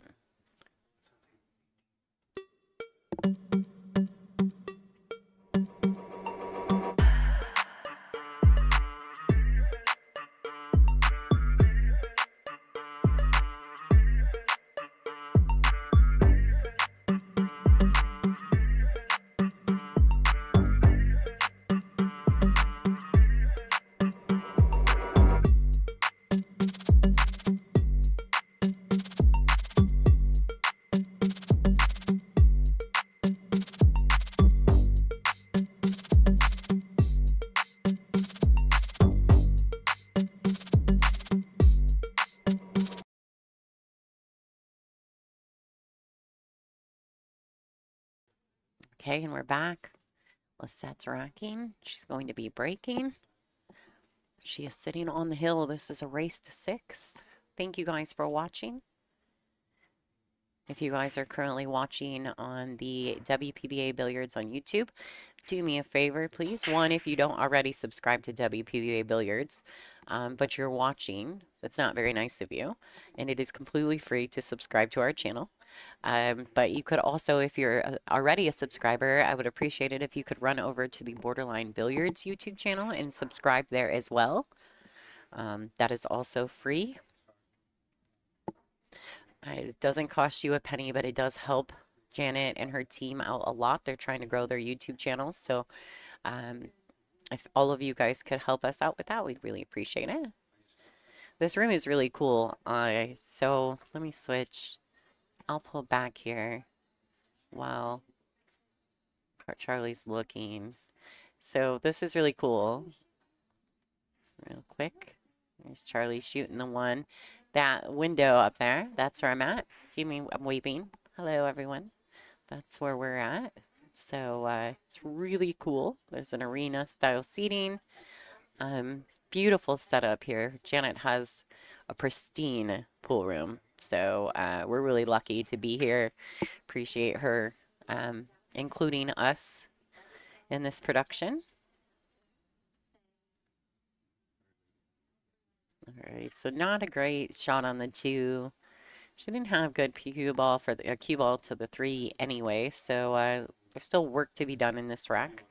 I'm not sure if the 4 ball passes underneath the 5, but Hey, Ryan, thank you for tuning in. Thank you for loving our streams too. We appreciate that. We appreciate all the support.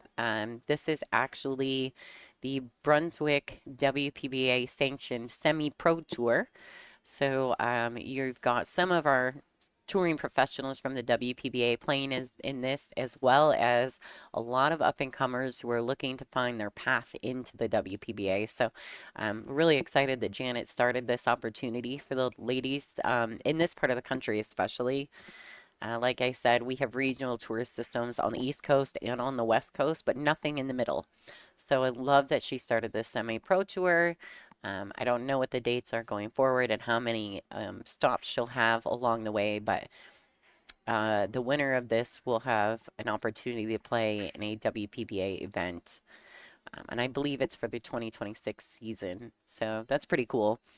I love Janet for doing this. I think that she's innovative and super smart, and she really gets the vibe of what we need on tour. And this helps also kind of acclimate these ladies with these types of events so that when they get to the WPBA events, um, that they don't feel so nervous. It's already nerve-wracking when you're playing world champions, right?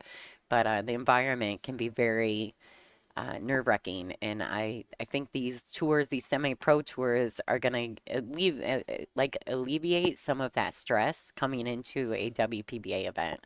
So I just think it's a really good seasoning and really good training tool to get these ladies prepared for the next stage. I think it's a super great idea. All right, so nice shot by Lissette. She swung it around.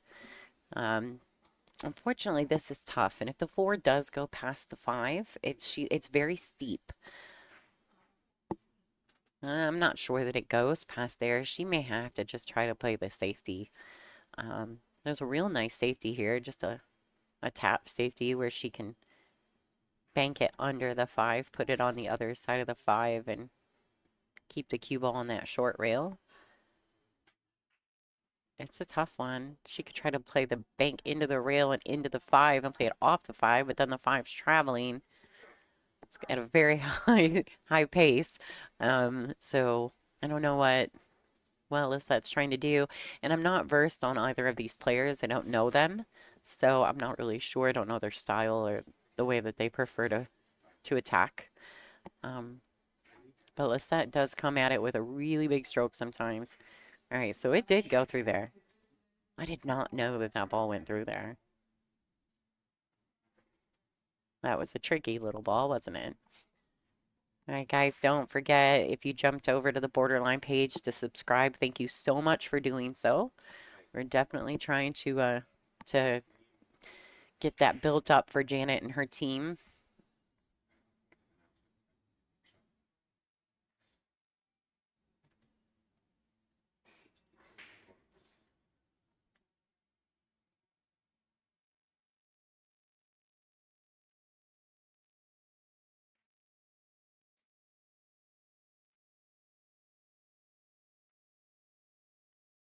Oh, she overcut it. She overcut it. That's brutal. And I think the shot before that she shot on the floor was much more difficult. Maybe just maybe took her eye off the shot. Maybe too much body movement. I don't know. It's tough. It's a tough fade. All right, so Charlie has a good opportunity here. This ball's not frozen. Cuts in pretty easily. She's close enough to it. Really, it's just a matter of deciding if she wants to come one rail out or if she wants to play that 5 with some inside English and come under the 8. One rail. Beautifully done. Just total options. Lots of options. But now she's overrun this just a tiny bit. This is tough because now she either has to elevate, which she's awkwardly cueing over the 8 anyway, to try to draw away from the 7. Try to get to that short rail and back out, or she is going to play into the 7, which leaves it to, you know, fortune. You have to depend on a little bit of fortune there.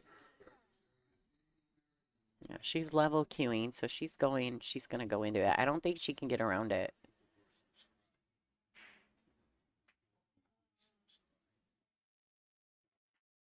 Yeah.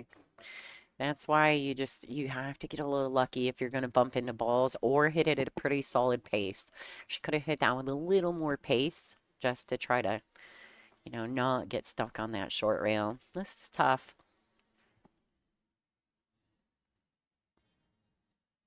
And Charlie's having a little trouble catching her rhythm. First matches of the day, that happens often, though.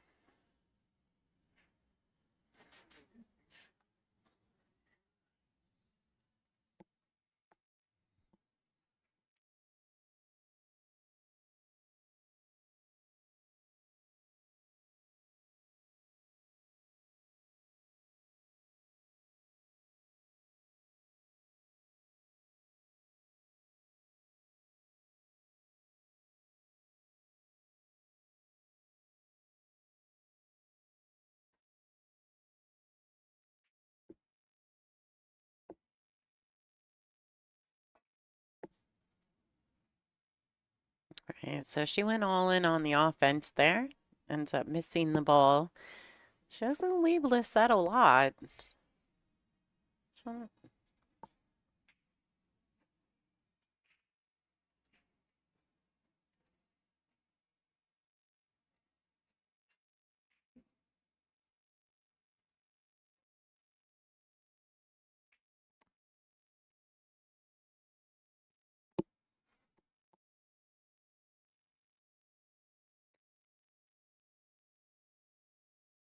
All right, so this is a real good opportunity for Charlie to also get in the hill. So we'll see if she can hold it together, keep it smooth, give herself a fighting chance.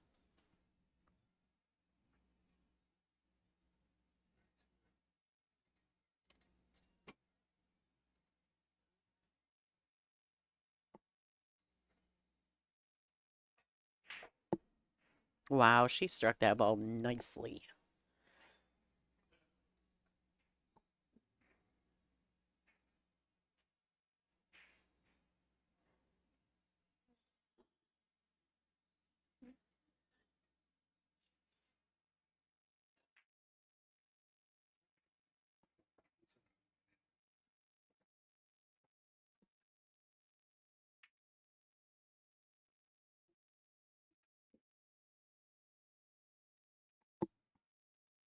All right, here we go. Ladies and gentlemen, we're about to have a hill thriller on the feature table for the first round of the day.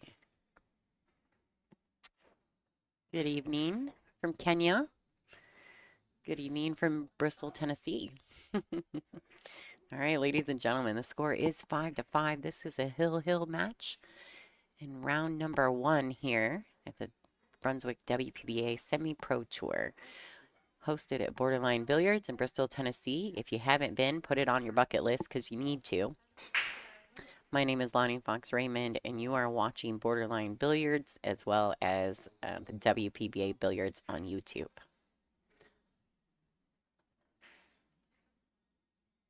Let's see what's going on around the room real quick. Let's check some of the live scores while they rack. All right, so Brandy James and Anna Marks are just getting started. Nate Goldman, owner of Big Family Custom Creations and Game On Gear, is playing Brenda Knott. They just got started. Laura Semko's taking an early leave over Susan Shin, 1-0. Jan Sessions and Marianne Merrill, M&M, are sitting at ones. Gail Love, and I'm not sure if I'm saying that right, is 2-0 over Donna Selman on table 14. Pamela Mason and Tracy Collins. Tracy's got a 2-0 early lead, and Carol Clark's up 3-1 over Dorothy Strader. Typically, when we play in the WPBA, our regular events, when it's a hill, you'll hear our tournament director draw all the attention to your table. And I don't know that Dean's down there running this event for Janet. And I don't know that he knows it, or trust me, he'd be on the microphone letting everyone in the room know that your table's hill. Which adds more to the nervous system. You're already tripping, and then Dean goes and adds more pressure, so everyone in the room turns to watch your match.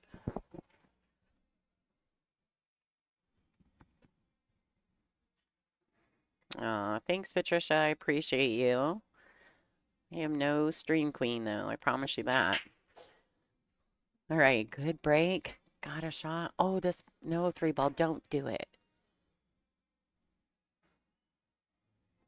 I think she's okay. The three's in a bad spot. But I think she's all right. She can see the one, which is better than some of the previous breaks. Like these girls that make balls on the break and then they never have a clean shot on the one. It's brutal.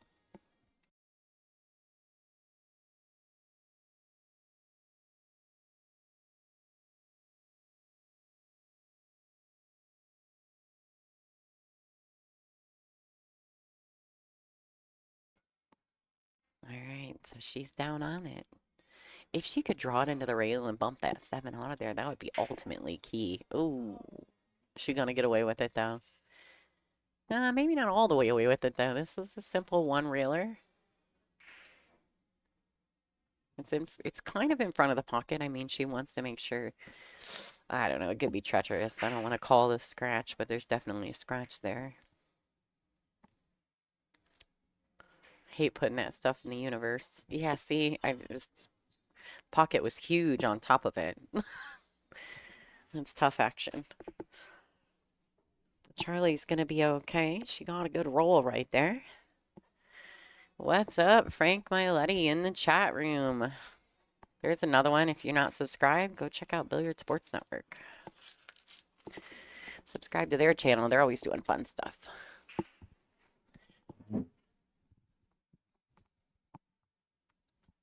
Oh, hi, Bobby. Bobby says digital pool keeps buffering. Yeah, I don't know. I don't know much about that system. I just know that it's an option if you're a subscriber to Borderline. I don't know if there's a trick to it. All right, so Charlie's got ball in hand. This is a good option, good opportunity for her. Everything's pretty open. She just needs to keep it smooth and steady, stay on the right side of the ball always. 3 to the 5 or the 3 to the 4 is going to be, it's pretty much going to be the big shot in this match.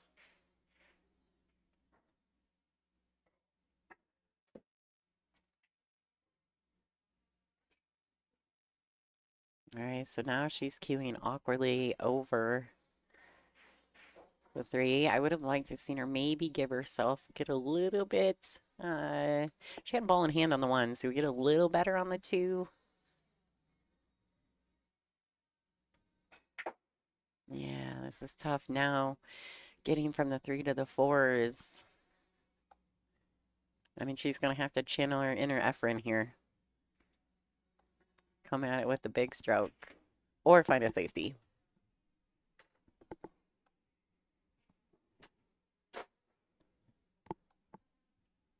There's a lot of factors in that. If she goes after it with a big stroke, she has to be mindful of the right side pocket.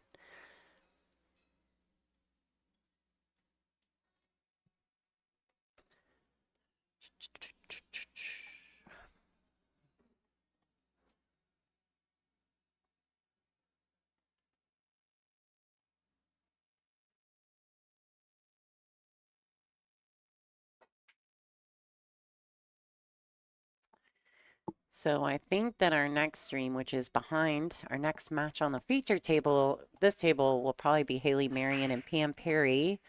But if I move back to the other one, I don't know if I'll jump over to table 14 and go from there, or if we'll switch that over to Borderline's channel, simply because they're already started. Not really sure, Frank.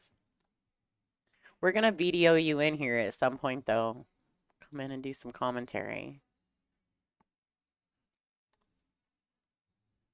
We also got a couple special guests. I think CJ Wiley, I was hitting some balls last night with him. He wants to get in the booth and do some commentary with us throughout the weekend. So we may have a special guest with him. And then maybe a few others. Might have a few secrets in my pocket. Of course, as well as our staples. I know Ada Leo is excited to get back in the booth. I know you guys love Ada, as well as Caroline Powell. And Ashley Benoit's in the house. And, you know, she's great on the stream as well. So lots of good stuff, and I'm sure we'll get Busy Bee, Miss Janet Atwell in here at some point as well. So you guys stay tuned. It's going to be a great weekend of pool. All right, so that ball in hand. really set Charlie up in a good position.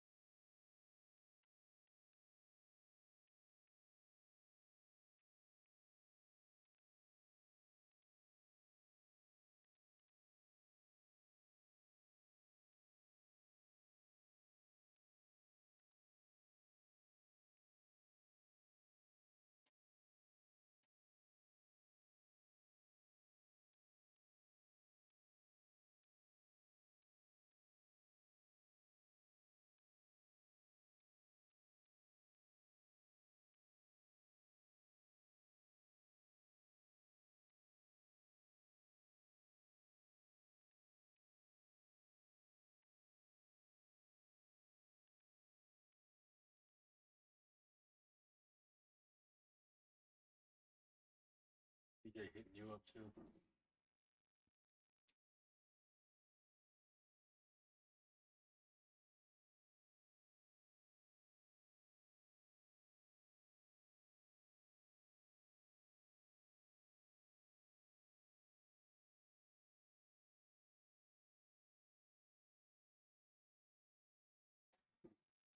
All right, so doesn't go, man, Charlie and Lissette, they've been going back and forth almost every single rack.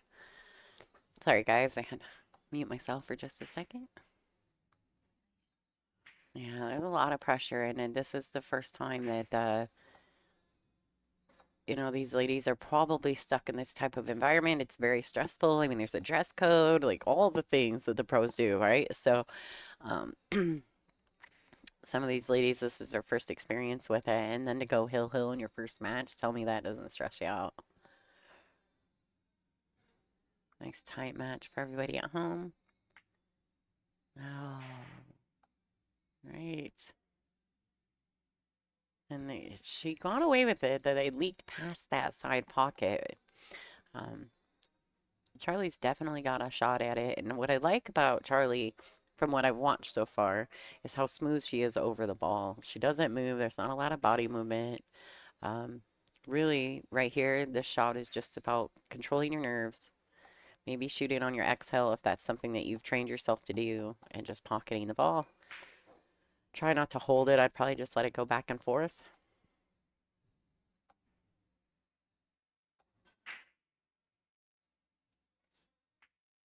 Yeah, well done.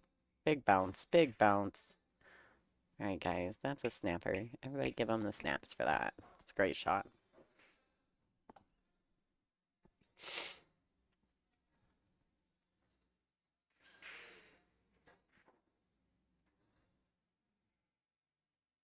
All right, so she's got to come with one more good one.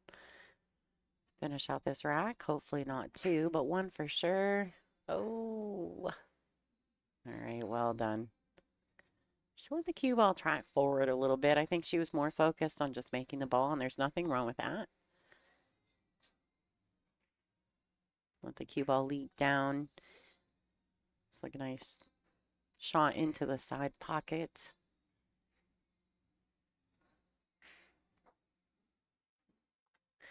Mind you, Charlie was down 4-1 in this match and has made a really nice comeback to get in it and stay in it.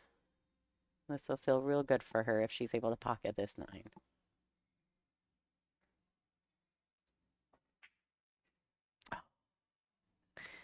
She's gonna get, I think she might get away with it. That's a lot of distance. We'll see. Now the heat just transferred all to Lissette. Yeah, you see that face. She's like, oh boy. This is the tester. There is no safety play here. This is, you go for it.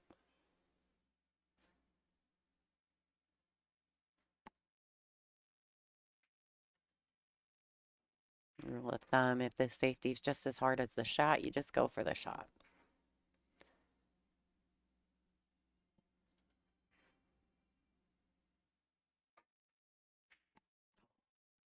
Oh, all right, ladies and gentlemen. Charlie's coming to the table, and she does have to make this. There is no concessions. We run it on the WPBA rules, so we're not allowed to concede. I do think at Hill Hill you can concede that 9-ball, but just to be safe, I think these ladies should just stick to it so that they learn all the rules properly. Wow, Charlie Simpson, congratulations. She wins 6-5 over Lissette Fernandez. A crazy Hill Hill thriller. I'm really proud of Charlie. She was down 4-1 and she never quit grinding for that win. So congratulations to her. She'll be advancing forward. Lissette's not out. She's just going to take the scenic route. She's going to try to get out of this stage 1 bracket through the B side. You guys, thank you so much for tuning in. I'm going to reboot and find out exactly what's going on for the next round. I don't know who's watching. Just stay. Okay, guys. Well, I'm going to take a quick break and I'll move the cameras over to table 14. Donna Selman is competing right now. Let me see if I can get that scoreboard up for you guys and we'll roll over. I think I might stay on table 15 for the next match, which is Haley Marion, who I love dearly. I'm very excited that she's playing in this event. So you guys stay tuned and thanks for watching.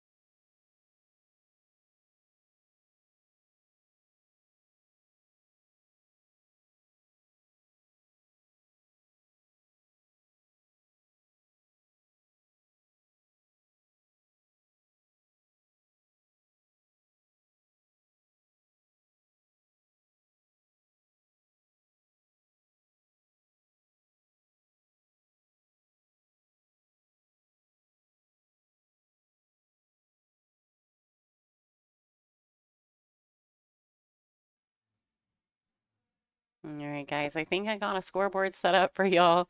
I'm going to take just a quick break. I'll play a little background music so you guys aren't bored to death. Let's see if we can get something rolling for you. And then I'm going to step out for just a second. I got to grab another cup of coffee, and then we'll try to figure out what's going on from there.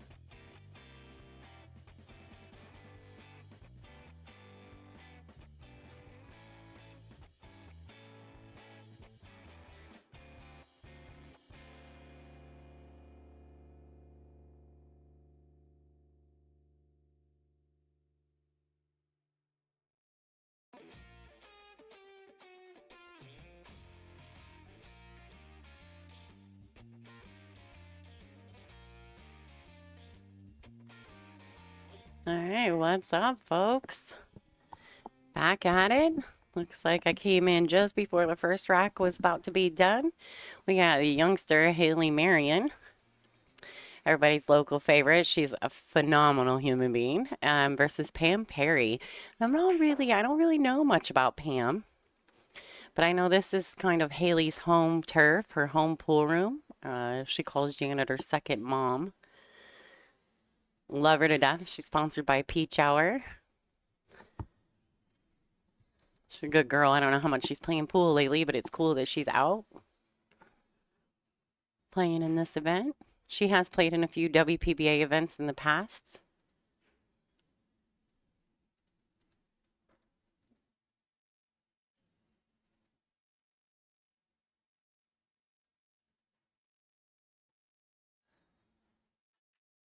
My guess is it's likely that she's going to fin this. Either Z should bank the 8-ball back onto this bottom short rail, or she'll bring the cue ball down to this bottom short rail. I don't know if she'll go offensive, and she may. She is. She's trying. I don't know if that was the right moment. That 8 was really close to the rail, which makes that bank a very difficult bank. Oh, and she lost the cue ball. Brutal. All right, so Pam Perry to the table. What's up, Politico? How you doing, bud? Thanks for tuning in.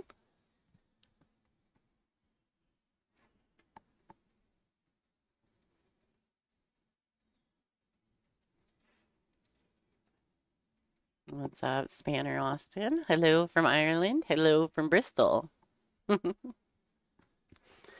If you guys aren't already part of the chat family here at the WPBA or even at Borderline Billiards, go ahead and jump in the chat. Say hello. Let us know where you're from. It's a quick look at Michael Ishibashi. He is one of the WPBA timekeepers. Pretty good guy, all around great guy, does all kinds of things for Janet here at Borderline, and anytime we're at Iron City or Rail Yard for the WPBA events, he comes to help us out there as well. Good dude. All right, so Pam's got this shot on the 9 to take rack number 1. This is a race to 6, alternate break format.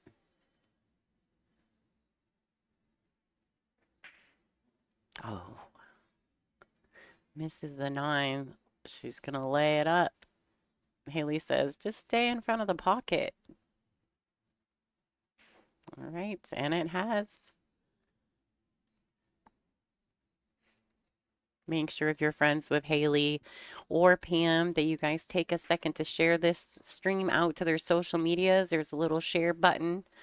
If you pull out a full screen, it'll be right there. Just click on that and share it to all your socials. Tag these girls if you're friends with them. We appreciate all the support. Let's try to get this stream up and rolling. I know a lot of people are staying up really late at night and getting up really early in the morning to watch some of the professional men's events that are going on the other side of the world. But if you are craving pool during the day, make sure you subscribe to the Borderline Billiards Brunswick Arena YouTube channel, as well as the WPBA Billiards on YouTube. That way you always get notified when we're live. We'll be here for the next 4 days, so make sure that you hit the little notification, the little bell icon, and it'll notify you whenever we go live.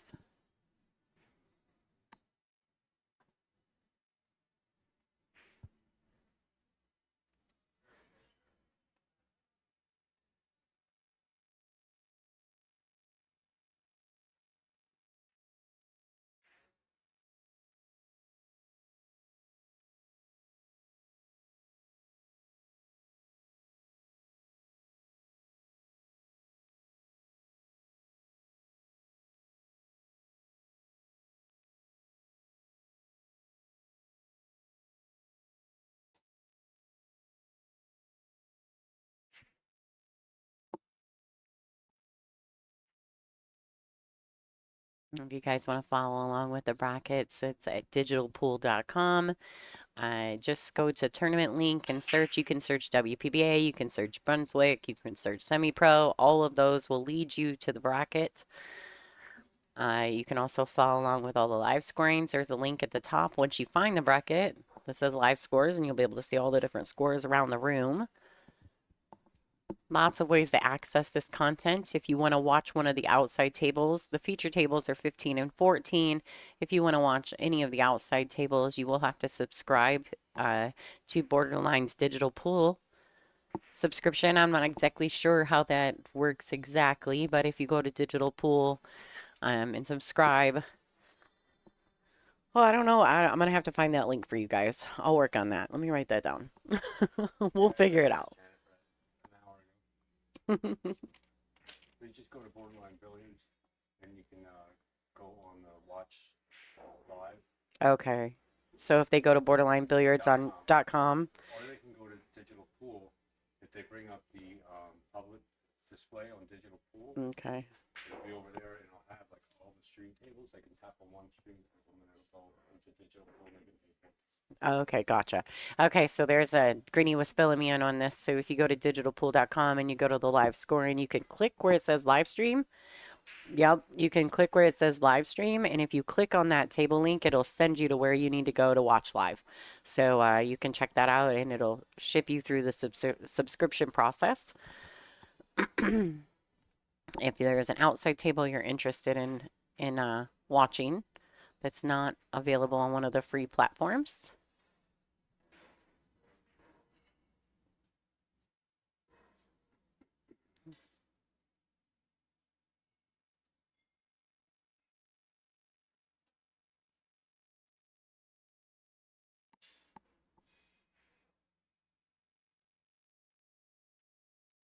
All right, nice touch there by Haley. Oh, she really would have liked the cue ball to slow down. Now she's going to be cueing really awkwardly over the 9. And now this is also difficult because if she tries to roll this ball in, she could very well end up with no shot on the 5 if she tries to overpower it, which she did. She can cause a miss, and unfortunately for her, she did scratch. That's even worse than I think just missing. No love whatsoever. All right, so Pam's going to give herself some angle. She wants to have enough angle to naturally get across for the 5 or potentially draw out for the 5 in the side pocket. With ball in hand, she could get closer. All right, so she gets a little bump.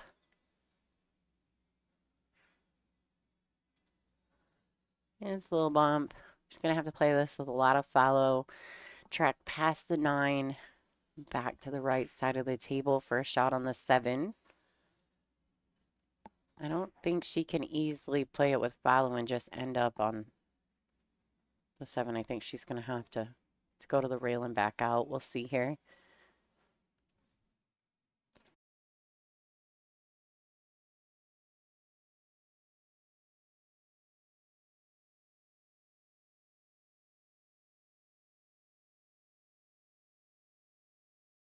Yeah, she did. She powered right through it.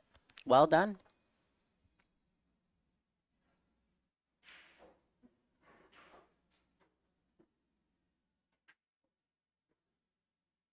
All right, so Pam's not trying to roll nothing in. She's just going to go for it. Good shot. Might have fallen a little flat on this 8.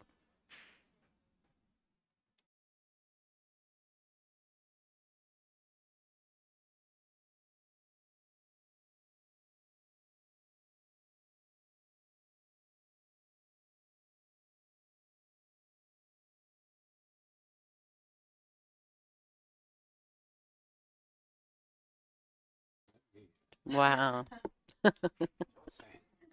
Sorry, guys. We got some chatter going on in the booth. Little back and forth chit chat. All right. Well done. Pam Perry's going to take rack number 2. Really, ultimately, I feel like she had a real good chance to be 2-0 at this point, but that weird scratch on the weird miss on the 9 ball for Pam. Not familiar with Pam, but it's nice to see her here playing in the semi-pro event. This is Brunswick Semi-Pro Tour. It is sanctioned by the WPBA. The winner of this event will have an opportunity to play in a professional event.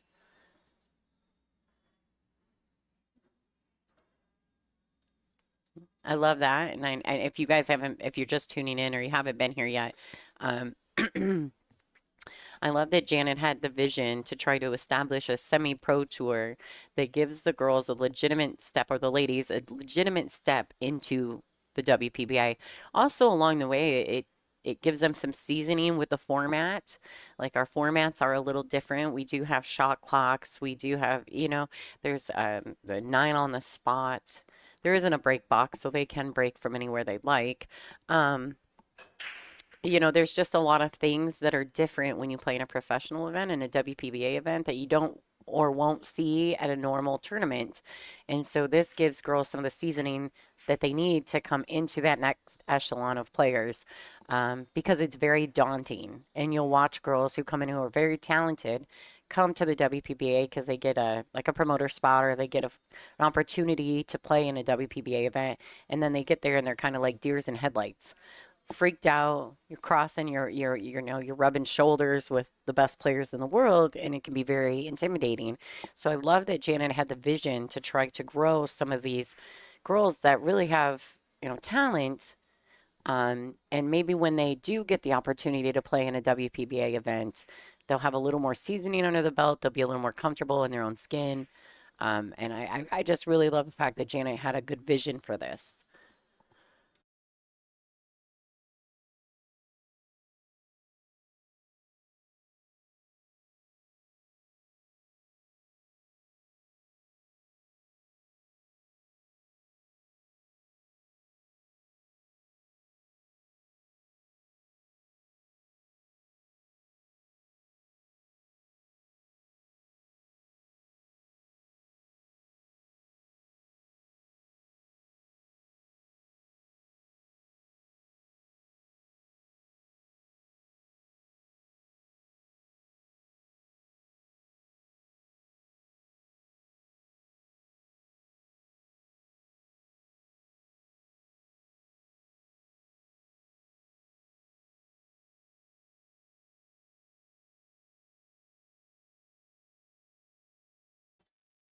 All right, so what's up, guys? So we are in Bristol, Tennessee at Borderline Billiards, owned by Janet Atwell.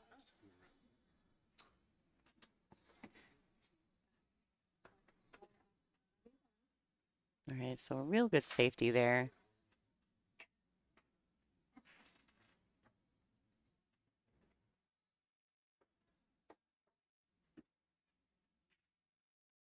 All right, so she's put Haley in a bit of a spot. This is not an easy kick.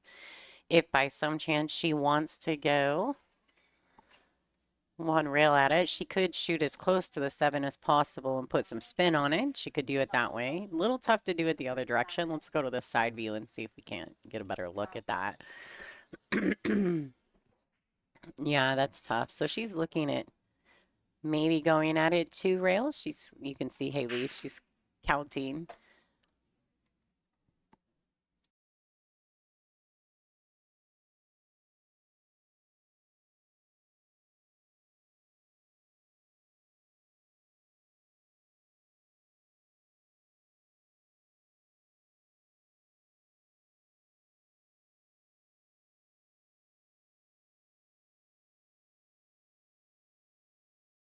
All right, so a very successful safety by Pam. She's got ball in hand.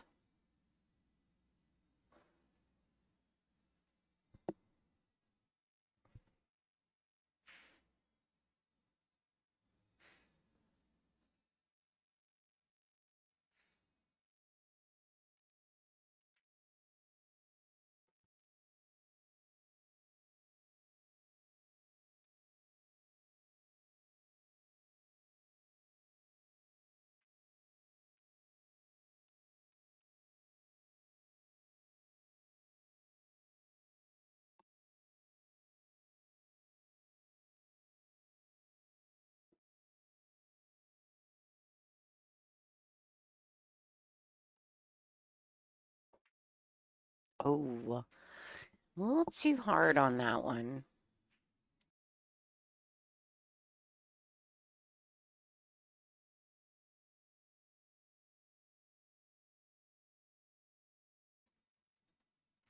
Yeah, I feel as though Pam was trying to shoot at the table in the next block with that shot.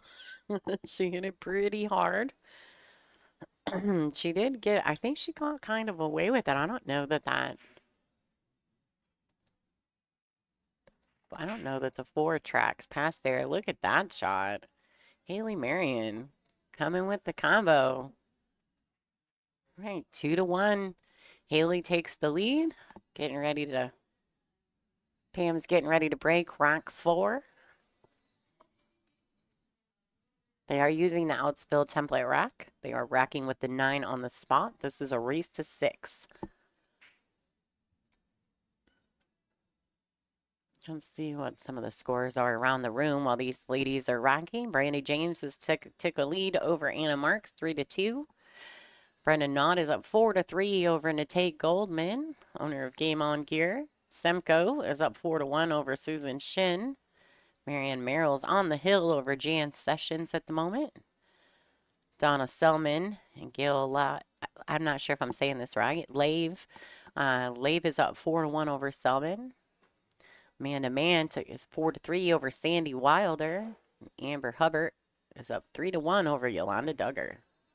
So those are some of the matches going on around the room. Pam Perry is going to be breaking. Back to our feature match.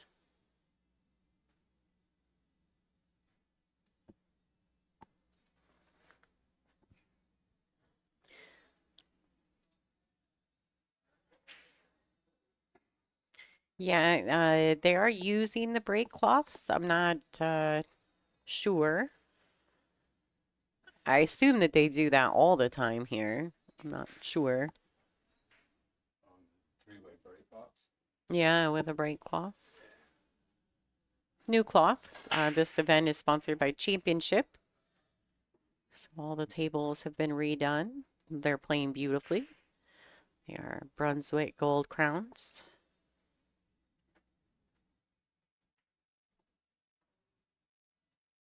You can see the banners around the room. Peach Hour, Brunswick Championship, Blue Emu, which is owned by Kingsway Pharmaceuticals.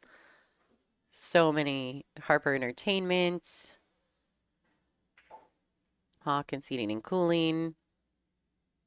Some great sponsors to this event. In between racks, we'll throw a quick sponsor thank you out there. If you're new to the channels, please subscribe.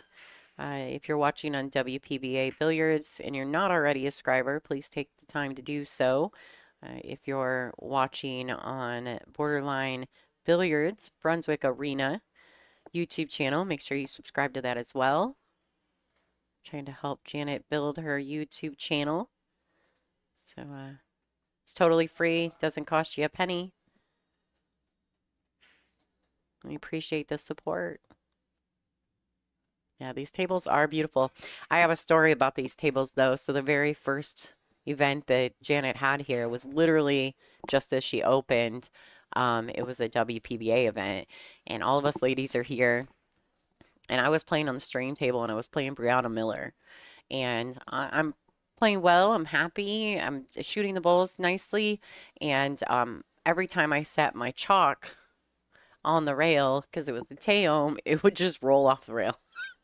And I bet you I picked my chalk up 15 times. I was so annoyed. So now I have like a casing around it from Super Shot Billiards Supplies. I got a chalk magnet for my pocket, whatever, and it's got a rubber casing around it. And now I noticed last night when I was practicing that if I set that up there, it doesn't move.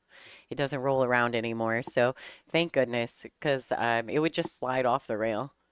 Because there's the rails have an edge to them. The wooden part of the rail has an edge to it. It's like a rounded edge. It's not a flat edge. And so every time I would set my chalk on it, it would fall. And I'm not kidding when I say I probably picked it up 15 times. You could go back and watch it if you want on the WPBA Billiards YouTube channel. But it'd be a couple years ago now.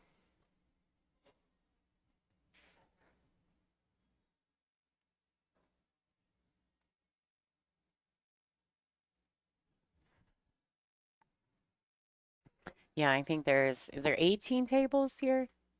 18. 18. Yeah, 18 9-footers, and then they have two 7 foots, Brunswicks. Two? Oh, there's three because there is one downstairs. Yep, you're right about that. There's three 7-footers here they use for their ultimate pool leagues. So fun. They have foosball tables, dart boards. Yeah, good dart leagues. I mean, it's really a cool spot. There's like 3 levels to it, so it's really neat. There's 2 bars. The food is fantastic. So if you're ever in Bristol, come on down. Come check out Borderline Billiards. It's just such a great establishment. Staff is great. People are friendly. It's awesome.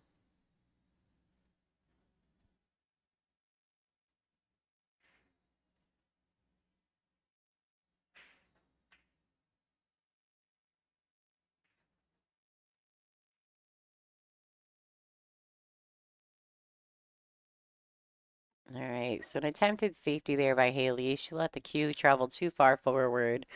Pam's got a good opportunity here to tie this match up. The trick is really going to be how she falls on the 6 so that she can get to the 7. It's really going to kind of be the tail of the tape for this rack.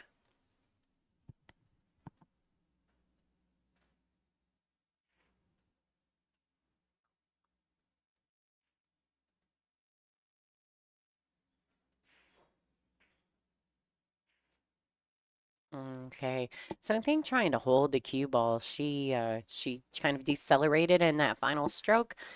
You can tell just from the few shots that she shot already in this match that Pam really strikes through the ball. She's got a very heavy stroke. Nothing wrong with that. I also have a heavy stroke, but it is hard for people like us who have a really heavy stroke when it's time to really slow roll a ball or smoothly transition through the shot. It can be a little difficult, and you'll see people decelerate regularly in that situation. So I think Pam just really knowing that she had to just roll that ball in. It's tough sometimes for people who really strike through the ball heavily. Super cute from our last match. Charlie, that was playing, who ended up winning. She was down 4-1 at one point in that match. I seen her in the hallway and on my way to go grab another coffee. And I said, "Good job on your match." And she's like, "Oh my God, you're Lonnie." She gave me a huge hug. And I was so, she was shaking. She was still physically shaking. So congratulations to Charlie again. What a great match for her. She was down big time in a race to 6 and made a great comeback. Haley's doing whatever she wants with the balls. Little noise there. All right, Pam's got ball in hand. Think she'll be just fine here with the ball in hand. She really just needs to make sure that she really gets on the 7 in the proper place. Personally, I like rolling this forward, getting to the 7 on the side and the opposite side pocket, but tracking the cue ball past this side. So we'll see if Pam going forward. Yeah, well done. Doesn't really want to land on the rail, but she's still okay here. I think she's fine just to roll it in. If she wants to get crazy, she can. She can elevate and stun through the ball if she'd like. Doesn't need to, but it is available. All right, so she just rolled it in. She's accepting a bit longer shot on the 8. This just got a little bit tricky. But I know she's got a big stroke. I've seen her use it already a couple times in this match. The problem here is that now she's really got to dig in.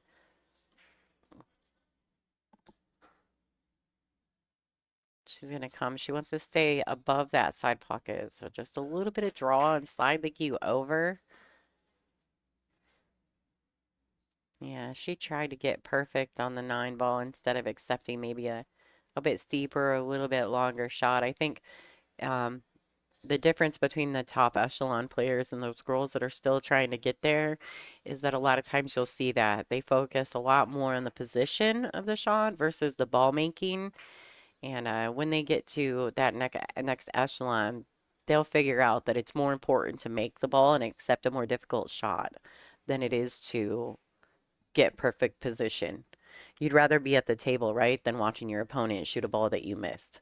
So just something to think about going forward. Tons of pressure. Tons of pressure on these matches. You know, this is a big deal, and that's why it's so important that Janet established this semi-pro tour.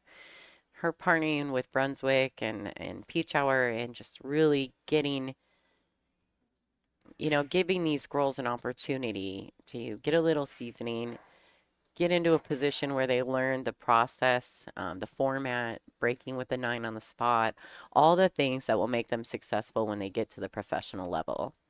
Really, really a very good idea by Janet. All right, a little quick on that shot, but she's getting away with it. She's got that cue ball down table. Left Haley about as tough as you can get. She's gonna have to really step into this shot. And you'll watch Haley. She's got a lot of training. She's put a lot of time in.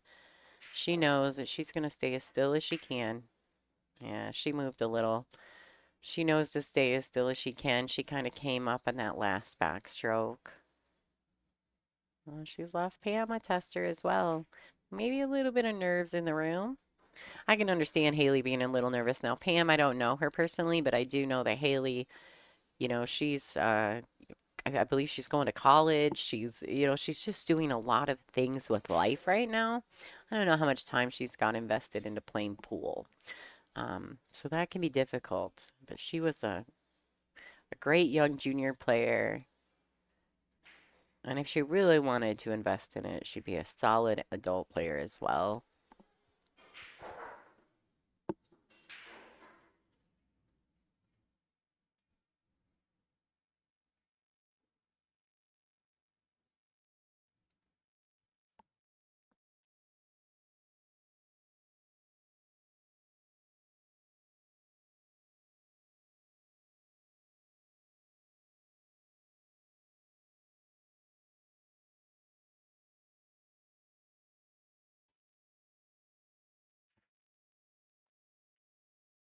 All right. She wants that cue ball to, or that 9 ball to stop rolling. All right, so she's left this. This is definitely a makeable shot for Haley.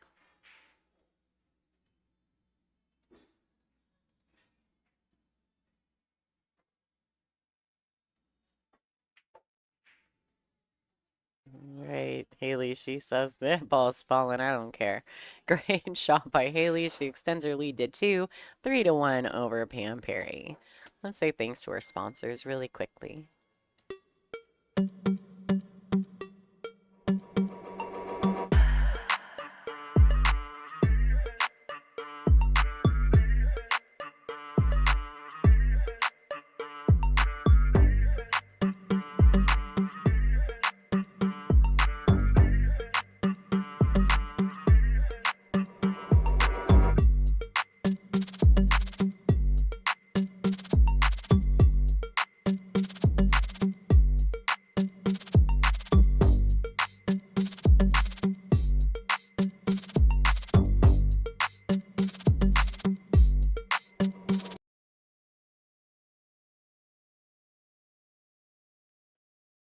All right, and we're back in action. Haley Marion to break.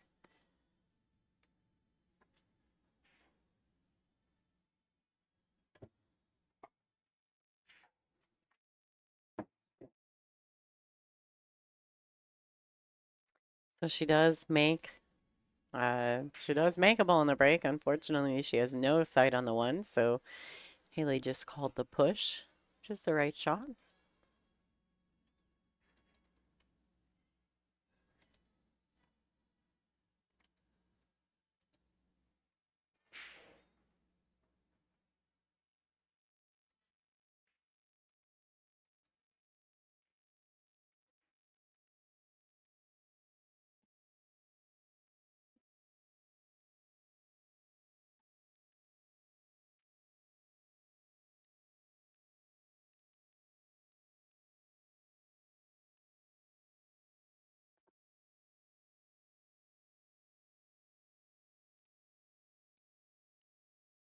All right, guys. So I didn't reboot the stream, so I know the title is a little deceiving. Um, but if I do it now, it'll kick you guys all off. So, and we didn't have a lot of time. The first match started late. The second match was ready to go.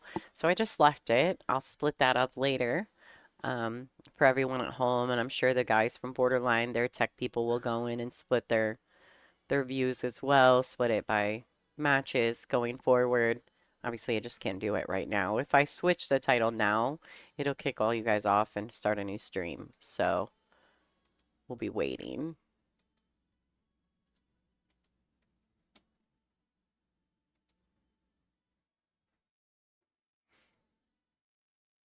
I want to say thanks to everyone tuning in.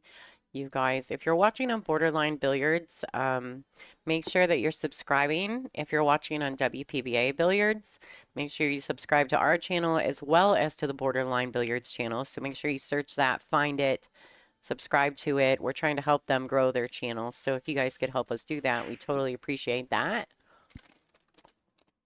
Greenie's wife is my favorite person right now. Just so you guys know that. We're going to introduce Greenie here in a bit too. He's just doing some behind the scenes tech work. Don't worry, you're going to have to put up with him this weekend too.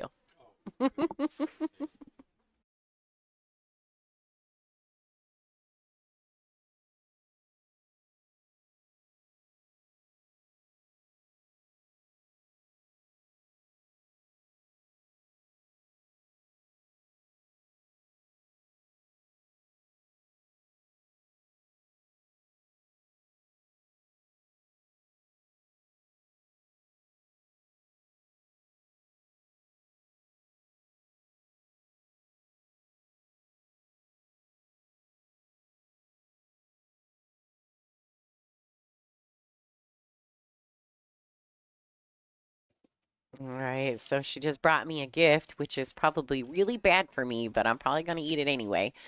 From Southern Churn, which is an ice cream and candy shop across the street from Borderline Billiards. They're also a sponsor of this event, so thanks to Southern Churn. All their yummy goodies. I know that if you've ever seen any of the top ladies when they come here for the WPBA event, like Savannah and Sophia and everybody goes over and gets ice cream at some point in the weekend. Always, and you see pictures. They always post their pictures once they go get the ice cream. But that's at the Southern Churn. It's a wonderful, wonderful place.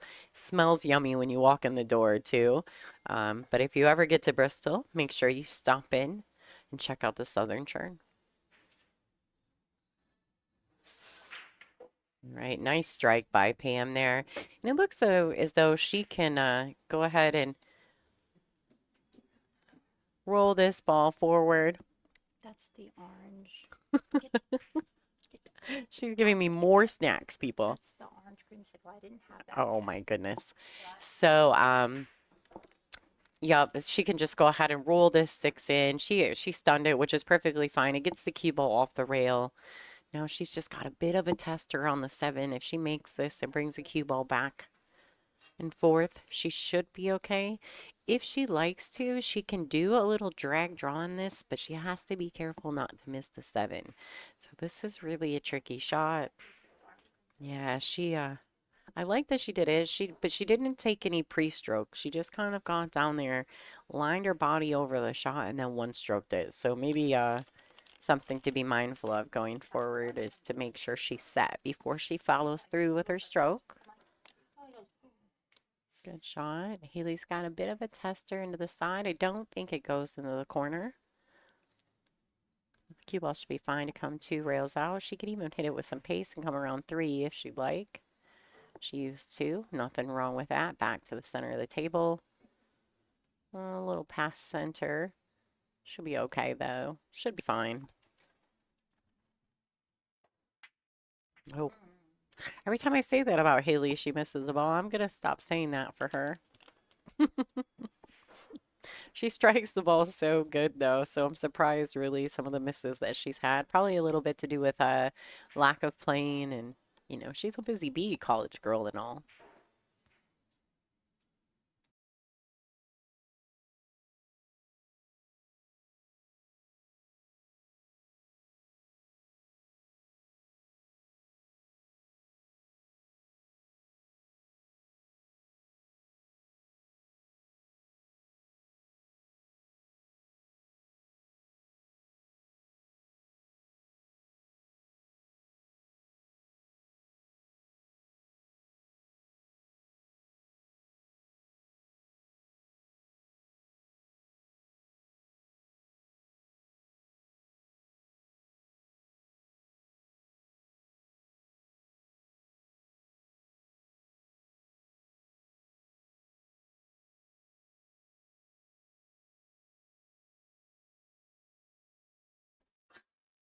All right, there you have it. Haley sneaking another one out there, 4-1 over Pam Perry. It's going to be Pam's break. She's going to bring the Outsville template rack to the table.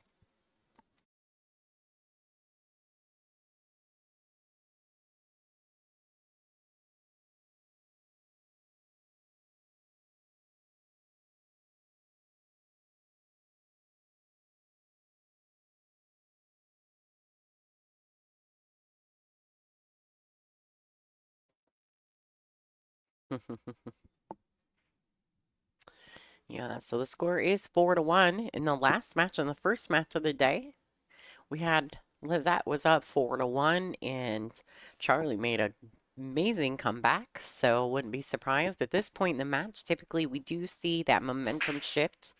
So Pam could make a comeback right here. It's crazy how it works. I mean, you would think with alternate breaks that wouldn't happen, but it happens more times than it doesn't. All right, guys, thanks for tuning in. I see we've got some more viewers chimed in. Thank you, guys.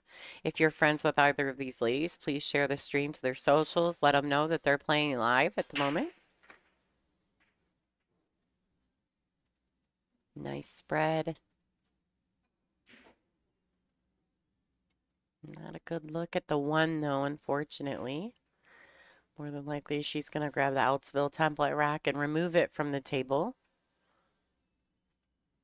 There you go. That's a good one for the chat. If you guys are using a template rack when you're playing, does it bother you on the table, or do you move it off the table? Like, I move it just to the rail. It doesn't bother me if it's somewhere on the table, right? I just pick it up and move it to the rail, but so many ladies don't enjoy that. They'll literally pick it up and put it on the table where they're sitting. So what's your preference? Does a template rack bother you, or does it not bother you? Do you move it, or do you leave it? What's your preferences for all our fans at home? All right, so she plays for the push. I think the 6-7 does line up for a nice combo into the corner pocket, so that's not a big deal. Really didn't cause any chaos there. Haley's gonna try to snug her up to the 4-ball. Well done. Very well executed. Move it. Patricia said she moves the rack. She doesn't like it on the table. All right.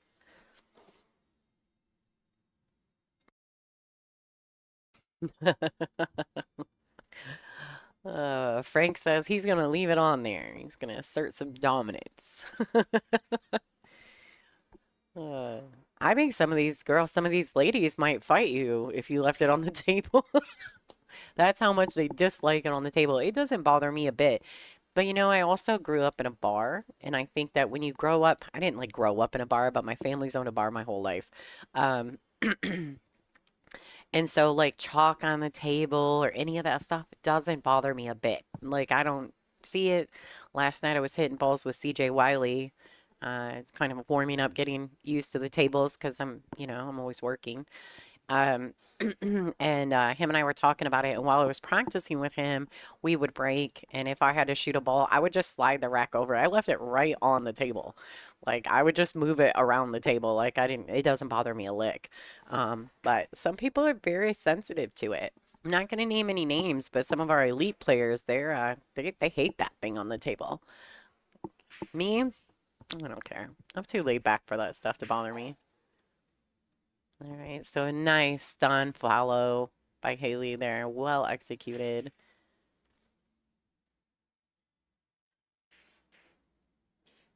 Okay, 2 rails out.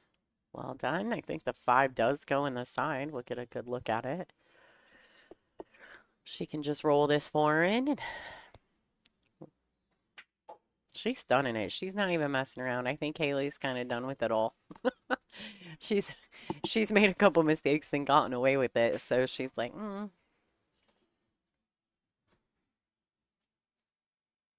Hey, Jamie. Jamie Hackney, we see you. Yep, we see your chats. This is the first one that I've noticed, though. Oh, hi, Jay. Yeah, Christy.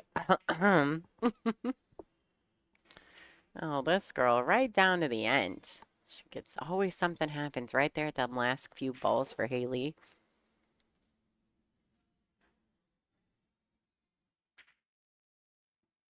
She's looking at the potential safety. I've seen her kind of look down the table. She can thin this ball, bank it to the middle diamond on the short rail, and try to get the cue ball down to the other short rail, potentially even behind the 9. That's always an option as well. Or she can, I can't tell from here if she can be offensive and bank the 6 back at her. Totally a preference. It's not on the rail, so she should be able to. But I think the safety is a little smarter play, just like that. Well done. She probably would have liked to have gotten the cue ball a little bit more down on this bottom short rail.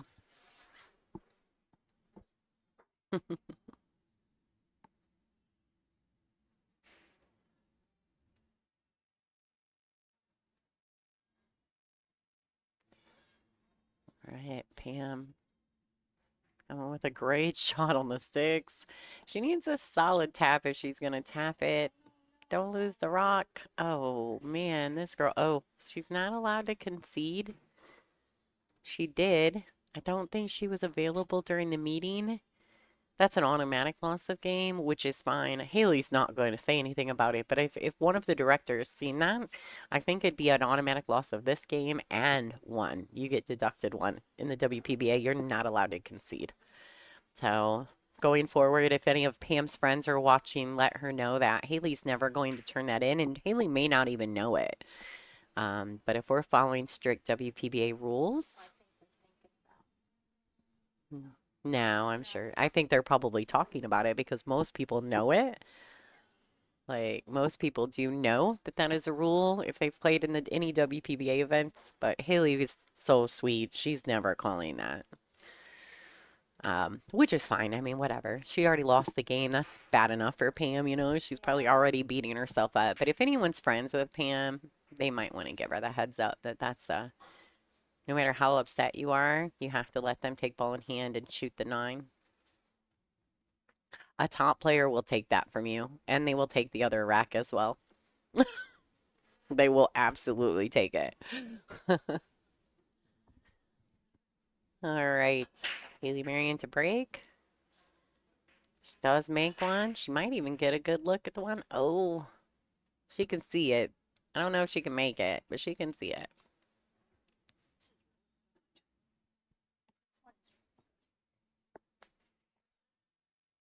Never had that one before.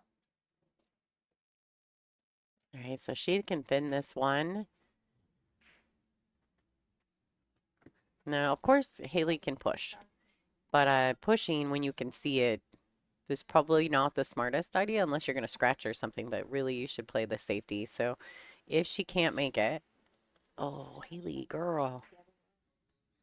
All right, so that is ball in hand to Pam. So basically where I was going with that is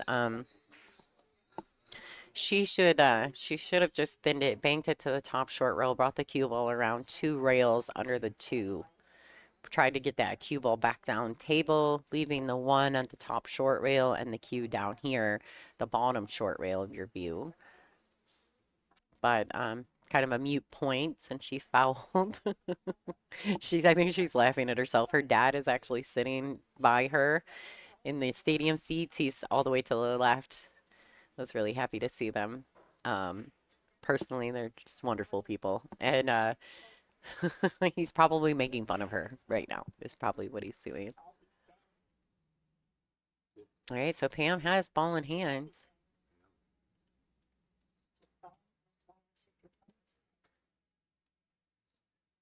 All right, so just pocket this.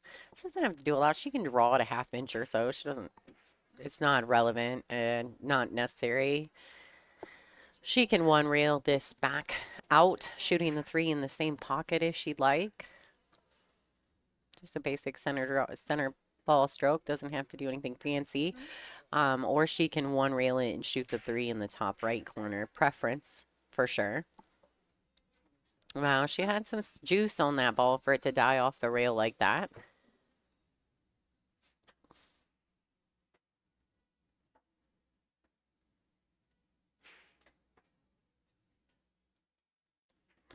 think it's smart. She kind of looked at the path from the 4 to the 5 to kind of get an idea of where she wants that cue ball to be. After she pockets the 3. All right, she wants that cue to slow down. Oh. Well, a lot of oomph on that stroke. Pam has a very nice stroke. She shoots the ball very well.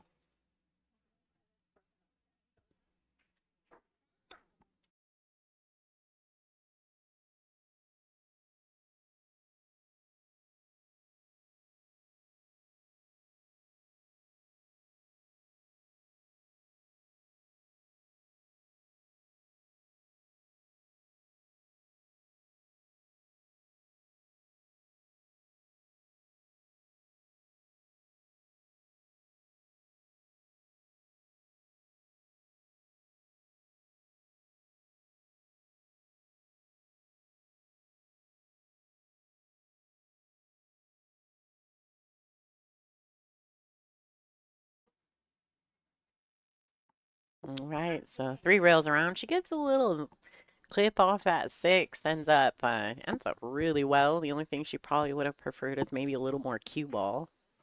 She's just gonna roll it in, no problem whatsoever. Now here, you just got to put a little draw stroke on it.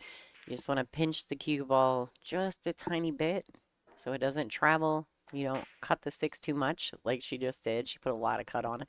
She's trying to swing the cue ball over. And when you add unnecessary movement, you take a chance of missing the ball, right? So, which has happened. I don't know Pam personally to know. She looks really familiar, so I probably have seen her before. But how proficient she is with her jump cue, but she's going to the air.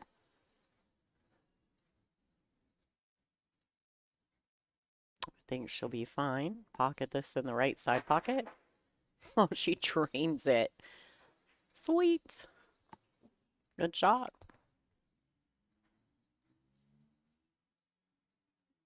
I was going to say, usually if someone has a really strong stroke like Pam's, usually they can jump the balls without problems. So, well done. And here she really she can draw back if she wants. She's maybe a little nervous or whatever. I think I would focus more on just pocketing the ball, maybe with a simple stop shot. She doesn't have to be perfect because the 9's makeable.